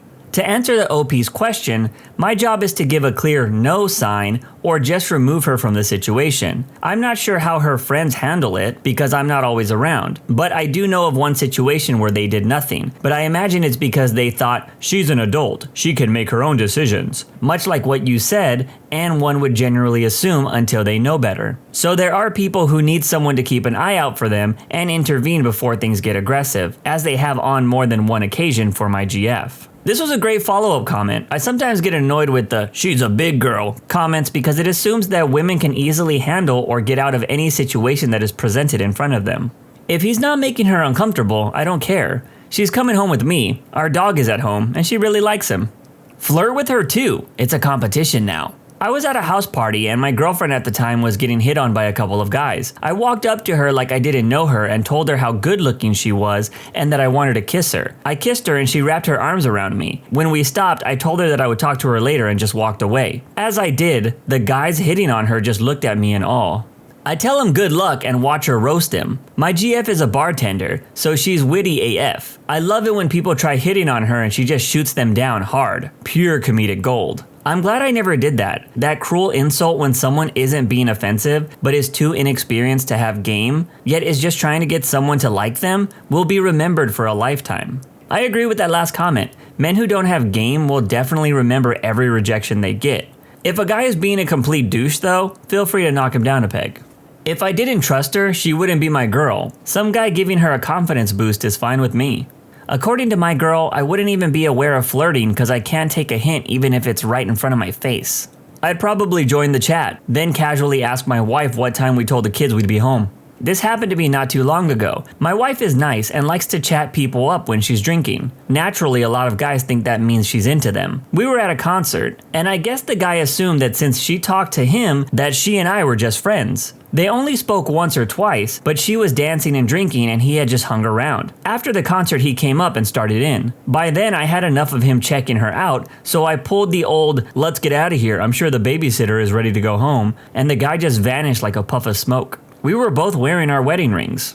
I would enjoy the show, or possibly be busy hitting on his wife. Did I mention that we're swingers? Swingers are always out here needing to make themselves known to the world. If she's taken by another man by simply talking or flirting, is she really my girl in the first place? I might laugh if it was particularly bold or egregious right in front of my face or something, but I never intervene unless she asks me to. She's an adult and she can decide for herself if she wants to entertain a conversation. Also, selfishly, I like to see if I can get a free drink out of it if it's occurring at the bar. My best friend is naturally drop dead gorgeous. One night we went out and had quite a few drinks at a tap house nearby, and when we got back, I mentioned to her husband that literally every head in the room turned when she walked in, and that the bartender seemed to blush every time he talked to her. It was more for her benefit because she doesn't realize how beautiful she is. He got pissed, like what the freak? You marry a beautiful woman and you're mad when people notice her? Makes no sense. Shake my head, dude missed a chance to hype up his wife. What's even worse, she felt guilty for it. He's actually a great husband and father. I honestly don't think he realizes what a jerk he is when he comes up with that stuff. Man, so many guys want to date a 10, but they don't want the attention that comes with it.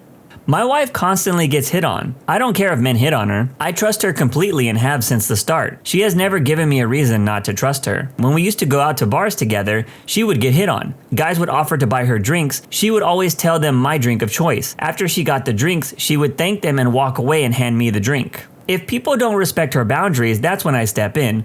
We never really had any bad experiences with men hitting on her. Normally, once they see her with me, they basically just walk away. It depends on the situation. Most of the time, I think good luck, man. Hope she doesn't embarrass you. I know she's coming home with me at the end of the day. If the guy is obviously creepy or making her uncomfortable, I typically step in and make sure he gets the point. I'm not a small guy, so they usually get the idea.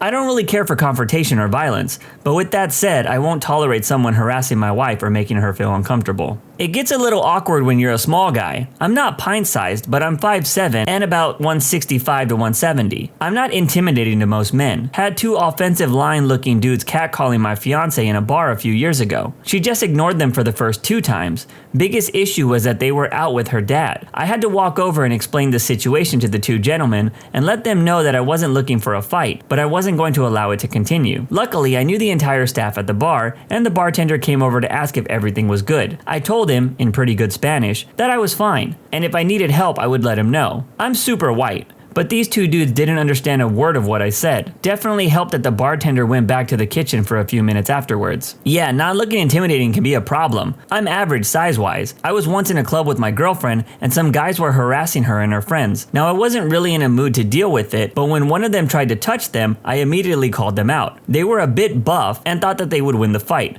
Bit of background, I've been doing martial arts since I was 4, and not some recreational stuff, but with actual fighting. I actually met my girlfriend there. I'm usually a pretty mellow guy, but that day wasn't great to begin with. She knew I wasn't in a good mood, and when she noticed, she immediately stood behind me and grabbed my pants and belt from behind. It was pretty effective. If push came to shove, she wouldn't have held me back, but I felt it and that was enough. It was a pretty big commotion, and one of them even tried to push me, but that's when security showed up and threw them out. I think if I would have been bigger, they would have just left earlier, but on the plus side, they were thrown out and couldn't continue harassing other girls. This is one of the main reasons I don't like clubs or being at bars too much. I'm not a drinker myself, so seeing a bunch of dudes being douchey or gross towards women isn't a fun time. If he isn't physically touching her, I would see what her reaction is. If she reciprocates, then I would leave because I just dodged a bullet. If she shoots him down, I make my presence known to prevent any potential negative reaction from the guy towards her. I challenge him to a unicycle cage match. Younger me would be confrontational. Mid-30s me would be curious to see how it goes, and if by some surprise she's into it, then she just revealed something about her and us that I really needed to know anyways. That is a statement to live by. Why would I have to respond to somebody flirting with my girl? I trust my girl. That's why she's my girl. She's an adult and more than capable of handling this sort of situation. Now, if it became too much or he was stalking or abusive or anything over the top, then you have to be dealt with. But if there's just some guy flirting with my woman, great. It validates that I'm with a very attractive, interesting woman that other people find the same. She's a big girl and I trust her. I hope you know what you're getting into, my guy. I'm telling you as a friendly warning. I dated a Marine. I was a Navy corpsman. While she liked knowing I had her back, she also liked standing up and showing guys how tall she really was without heels. Did I mention that she was a Marine? I gotta admit, seeing 3/4 of the men brush off the warning from a short Asian guy, only to find out my warning was valid, their eyes went from her bust to her overtowering them. Oh, by the way, she's 6 foot. I forgot to mention that. I didn't have to worry about her being taken. She had a thing for short Asian men. 3/4 of the men that hit on her were all macho white men. So she got off on showing them her true height. Then she would walk over to me, wrap her arms around me, evidently marking her territory, like a dragon claiming her prince, with a dangerous look in her eye. That got me off. Hey now, it's fun climbing trees. I just keep a close eye on the situation. My wife can be really nervous, but also a bit fiery, and if I see her starting to get uncomfortable or the guy becoming too much, then I'll step in. Other than that, I don't mind. It just proves what I already know. My wife is a beautiful woman. I like to sit back and enjoy the show. My wife is completely oblivious to this stuff, and then later is mortified when I point out that she was totally being flirted with. It's always a good time. I've seen a few guys try it and just feel bad for them. She generally shoves her huge ring in their face and yells at them. Once we were out with some friends and some guy tried to grab her waist. She yelled and slapped his drink right into his face. Most guys would get worked up and defend their girl. I just find it a blast to watch her go off on creepy dudes and put them in their place. She's the best and I love her to freaking death. Cheers to 9 years, my love.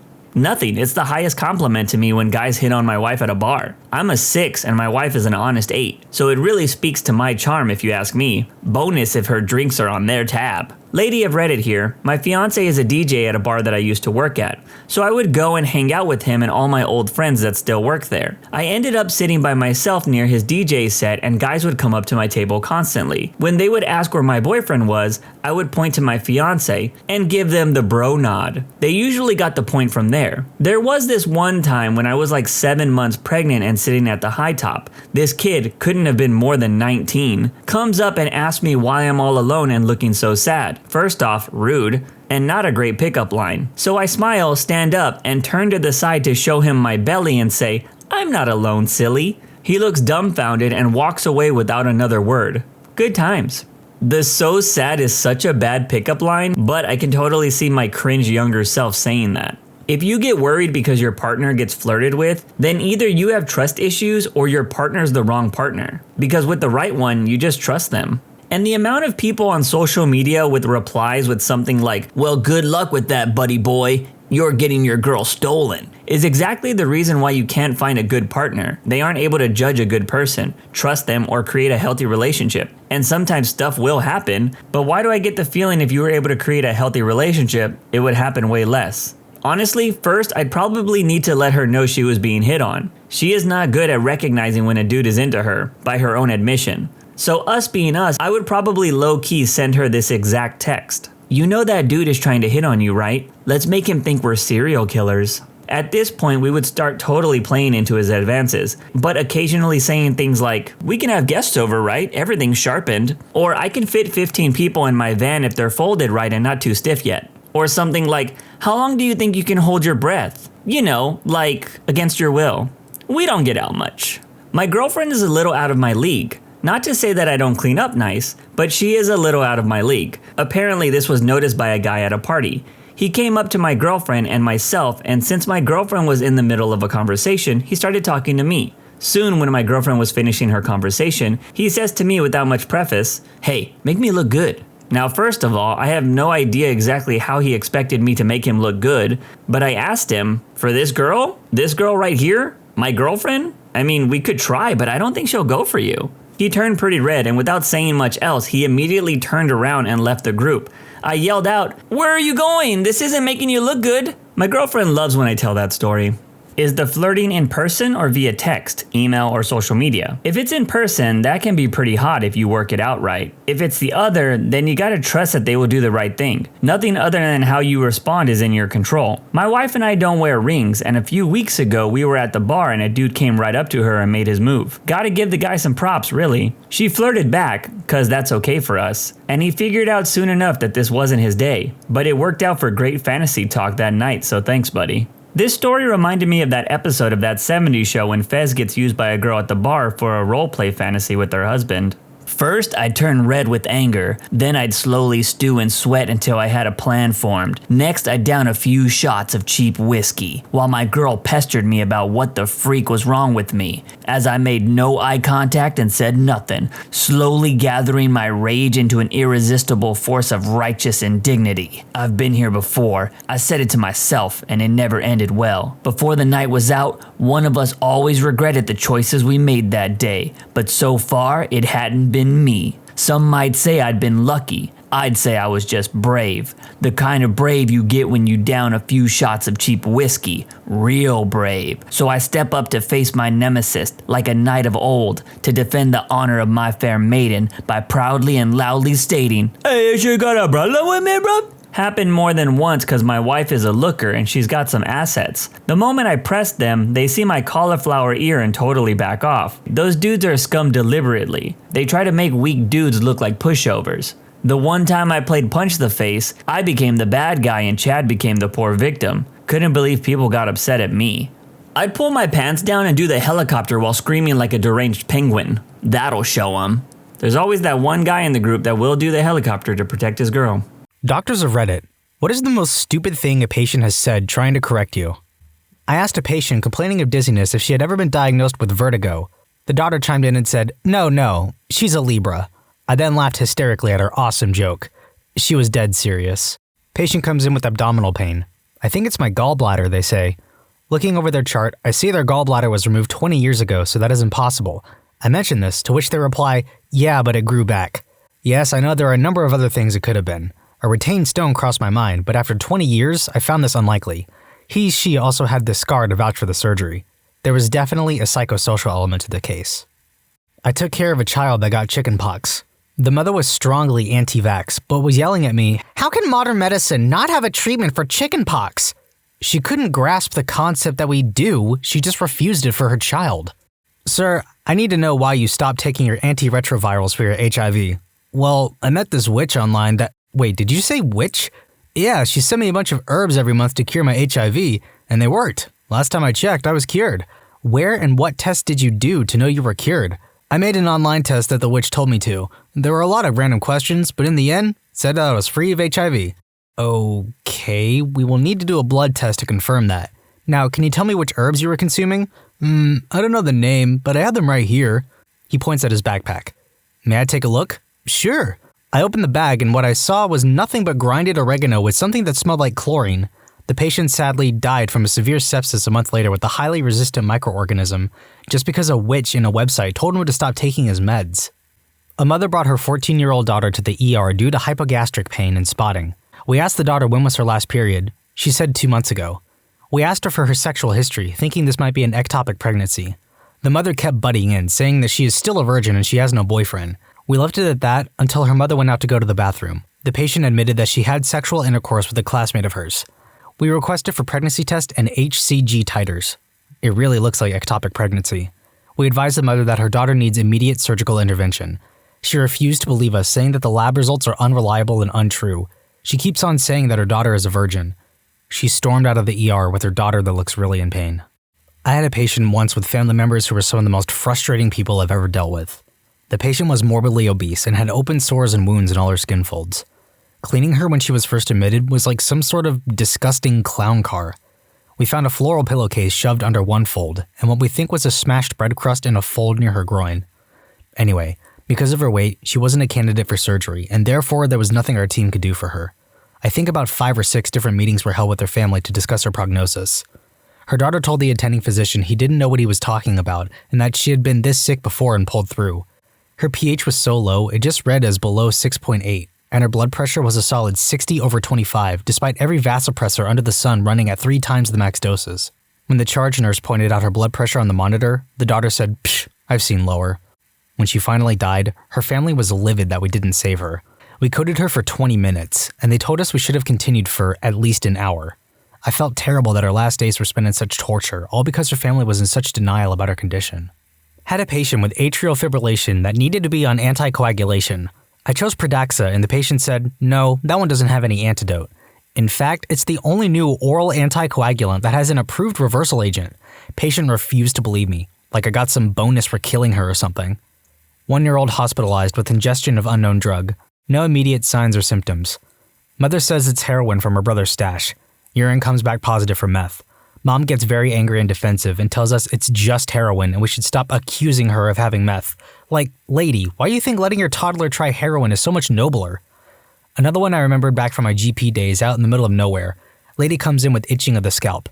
I look at her head and she has matted, greasy, extremely dirty hair that actually smelled. I've seen a lot of dirty people, but it was really something else. She wanted medication. I suggested she wash and comb her hair regularly for a few days and see if it would get better. She said, "And what if I wash my hair and it doesn't get better?" Well, I'm sure you can accumulate the filth again in 10 years or something, so it's not a permanent loss.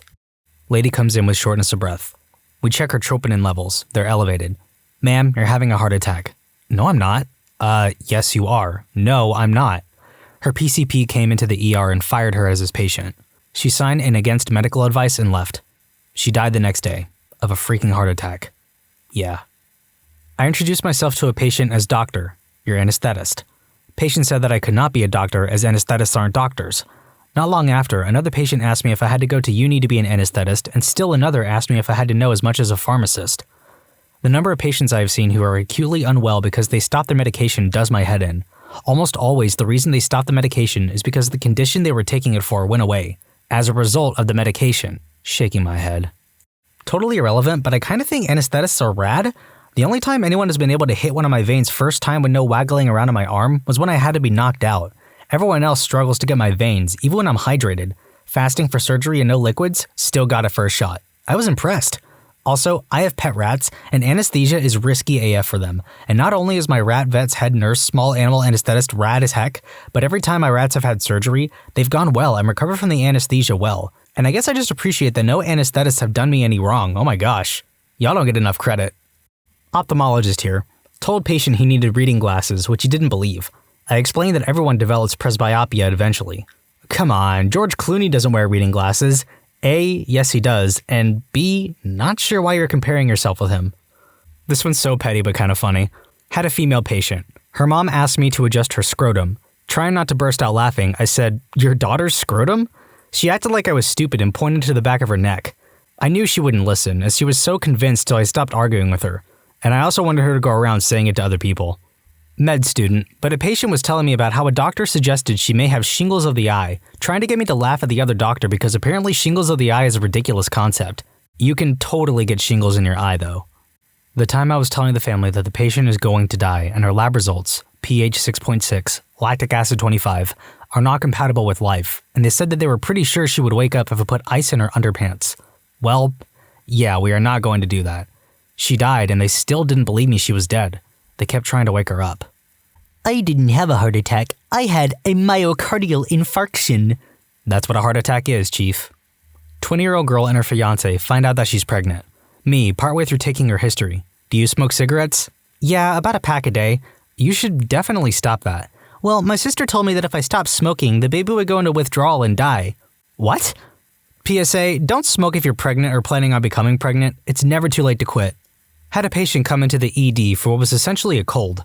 Kept requesting antibiotics. Kept explaining that they wouldn't help her viral symptoms. But I did then sit down and give her a basic tutorial on the differences between bacteria and viruses and antibiotics and antivirals. Hopefully it was enough to help her in medical school finals the next week. The worst part is, I can't tell if this post is joking or not. I'm a doctor, but this was my nana, not a patient. She was drinking 11 cups of coffee a day, which is too much. We held an intervention while visiting for dinner, and when we told her she was addicted, she responded, No, the coffee is good for me. It helps me with my shaking. She cut down once we explained to her what drug withdrawal was. I work in a burn ICU, which is a weird little specialty, but the number of patients and visitors that come in knowing absolutely everything is annoying as heck. Mayonnaise, mustard, and butter are not acceptable burn treatments. Leave the condiments in the fridge. I do not appreciate having to scrub 3 jars of mayo off grandma. I had an incredibly sick patient with large burns and ARDS, a serious respiratory complication that makes it very difficult to oxygenate someone, even with maximum settings on the ventilator and continuous medication to open up the lungs. He was then put in a rotating bed that we bolt patients into and rotate them face down. He was also on continuous dialysis from sudden kidney failure. Anyway, so patient, incredibly sick, had 10 to 12 IV bags going at once. Just a general mess of a person. Here comes the family member with medical experience. These are the worst. They always end up being a transcriptionist or a nursing assistant at a nursing home or something, but they enjoy coming in and trying to run the show. Some highlights from said medical expert before I kicked her out of the unit. "Why aren't you paying attention to his brain waves?" Yes, she yelled everything. She was pointing to the display on the ventilator, which has everything to do with breathing and nothing to do with the brain. "Why isn't he on propropanol? It's negligent to not have him on propropanol." She meant propofol. Think Michael Jackson. but he was on ketamine and Versed because those worked like a charm for him, and propofol was having some unwarranted effects on him earlier. The dressings are dirty. You need to change them immediately. Okay, go away right now. 1, it takes at least an hour or so to change a full body dressing while they're on the rotating bed, and the patient was so sick that if we rotated him face down to face up to get the dressings on his front, the fluid shifting in his lungs would have likely killed him. Also, burn dressings get gross quickly. I was super irritated by the time I kicked her out. Never kicked anyone else out since, but geez, she was annoying. When I was a medical student, this middle-aged male patient from a rural area got it in his head that I knew absolutely nothing, and he was doing me a service teaching and talking to me. He was in colorectal clinic for something unrelated and started telling me about the gland on the back of his neck that would drain every so often. When he saw that I was unfamiliar with this particular gland, he gave me this knowing look, laughed, and started instructing me, the dumb little medical student, about this gland.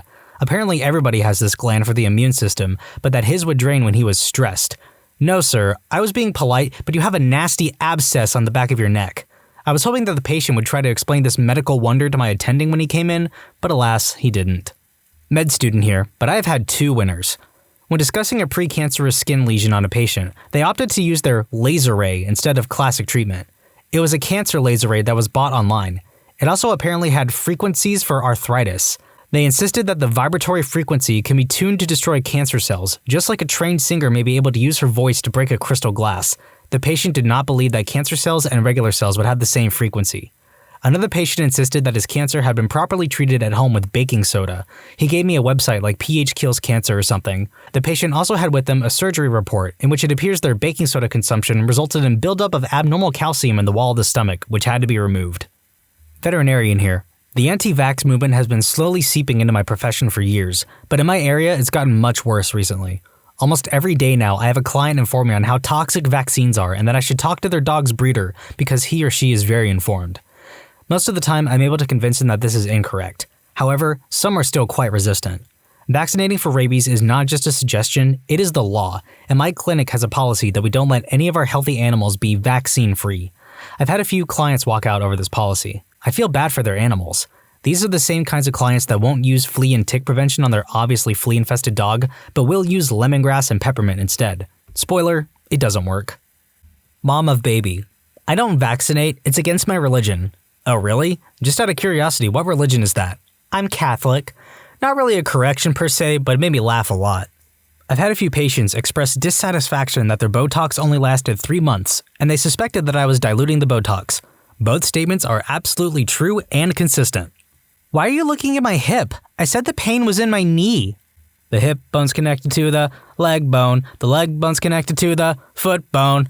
Woman with this weird abdominal cramping, twitching presentation. I won't say stupid because she probably had some kind of undiagnosed dementia, but definitely the most bizarre. Ask her what she's feeling, why she's twitching her abdomen. It's like it's trying to get out. Like what's trying to get out, ma'am? My sperm. Ma'am, you don't have sperm. Oh. For those of you curious, by the time I saw her, last official diagnosis was pseudo-seizures. She had a tendency to start twitching parts of her body whenever we would start asking whether she had twitching in those areas. Ma'am, have you had any twitching in your legs? She looks at leg. Leg starts twitching. Yeah, I have. Woman with breast cancer. She was in the medical field too, so I'm unsure why she said the things she did.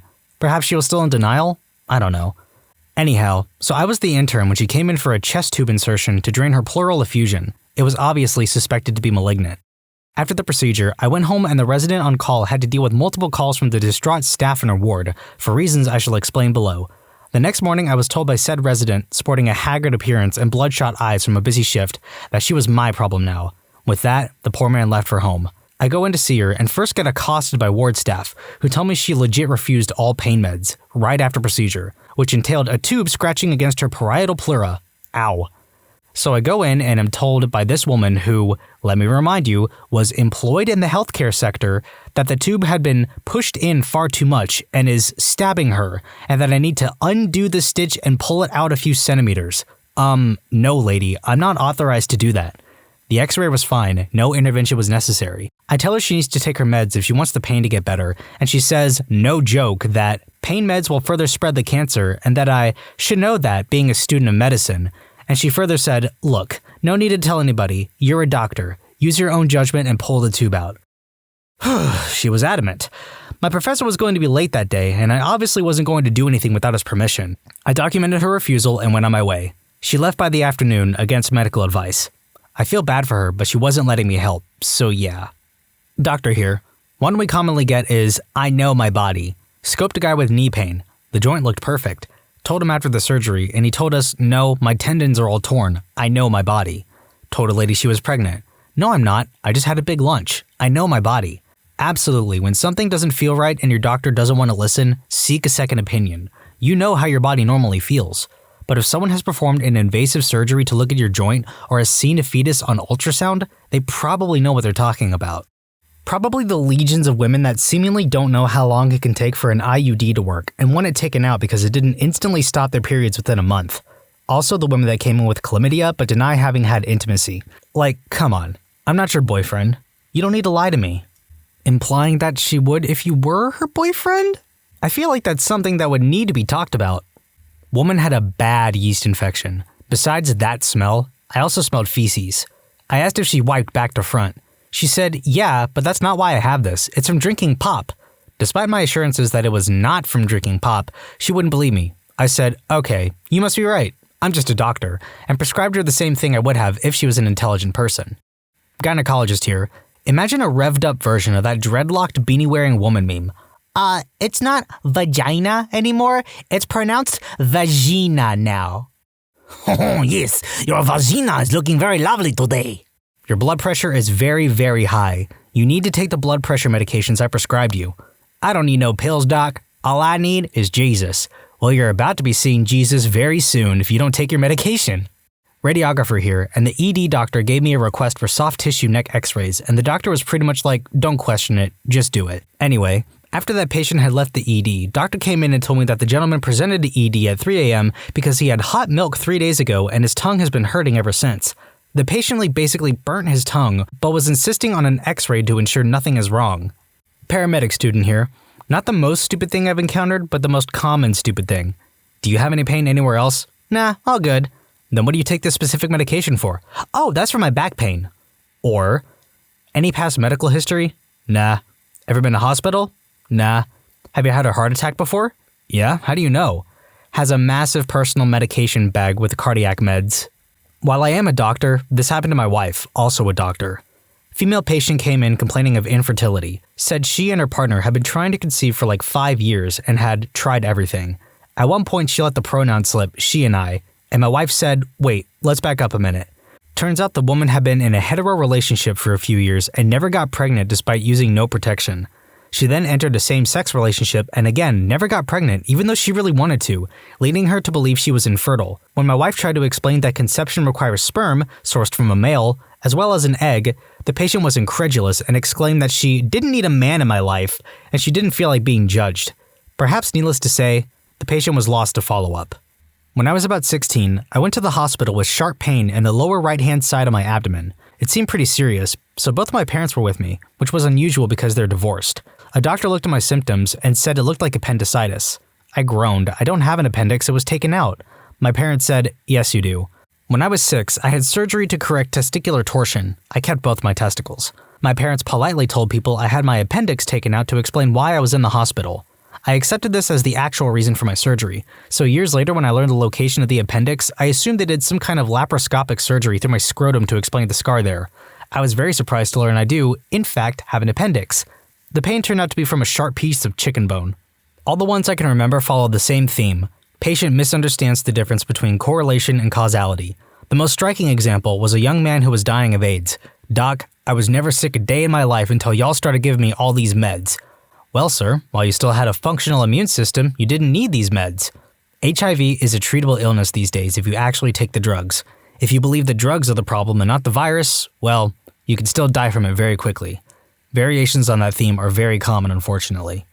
I'm a family practitioner, and I had a family not want to vaccinate their newborn because they heard that vaccines were derived from monkeys' brains, and they didn't want their child to develop monkey-like characteristics. All I can think about is what kind of TV show would George in the Jungle be like if that were the plot. I'm a registered dietitian/nutritionist. I was counseling a patient who was morbidly obese, diabetic, and had severe peripheral neuropathy. He was also a chiropractor who had a hard-on for homeopathic remedies. I couldn't get out a full sentence without this guy trying to tell me that a dilution of whatever the heck would do the exact same thing. Finally, I just said, "Look, doctor, you need to cut the sugar and eat something in the vegetable family with every meal. You can drink whatever potions you want on top of that, but 30 years of drinking your distilled water has landed you here, in my office, with a broken pancreas and no feeling in your feet. So let's give this a serious try unless you want to take a chance with your flower remedies when the heart attack or stroke hits." Since a few people have asked, he got highly offended and filed a complaint with our VP of Patient Relations. I was ordered to do some bullcrap sensitivity training where I was told that I should have listened to his opinion on care and validated him as being heard. I was also told, by at least 3 non-clinicians, that since he was a chiropractor, I should have given more weight to his opinion since he was a licensed healthcare provider. I finished the training and promptly began looking for a new job. I can think of 2 cases. One involves family members instead of the patient. I had a patient who had a simple L4-S1 fusion. Did great postoperatively. Went home and hippie daughter introduced some allegedly probiotic therapy to speed healing, which actually introduced bacteria into the surgical site. 3 weeks later, we took him to the OR emergently to remove the hardware, and he spent 6 weeks in the hospital thanks to the massive staph infection introduced by a hippie. The other was a naturopath/witch doctor brought into our ED, initially unresponsive but regained consciousness. He had a ruptured MCA aneurysm. He insisted we try some alternative bullcrap to shrink the size of the bleed and heal it naturally before we would try the OR. His naturopath friend came in to do something while we took another patient to the OR. Went to convey the seriousness of the situation and he went unresponsive again, about 2 minutes after I left his ED room, to which we invoked an EM caveat and took him to the OR for definitive repair and clipping. He's now the naturopath who saved 5 lives thanks to organ donation. When you subscribe, make sure to hit the bell to turn on notifications. Put the playlist on in the background to finish listening to all of the stories. And if you like Am I the Genius, give Am I the Jerk a shot. Everything linked in the description.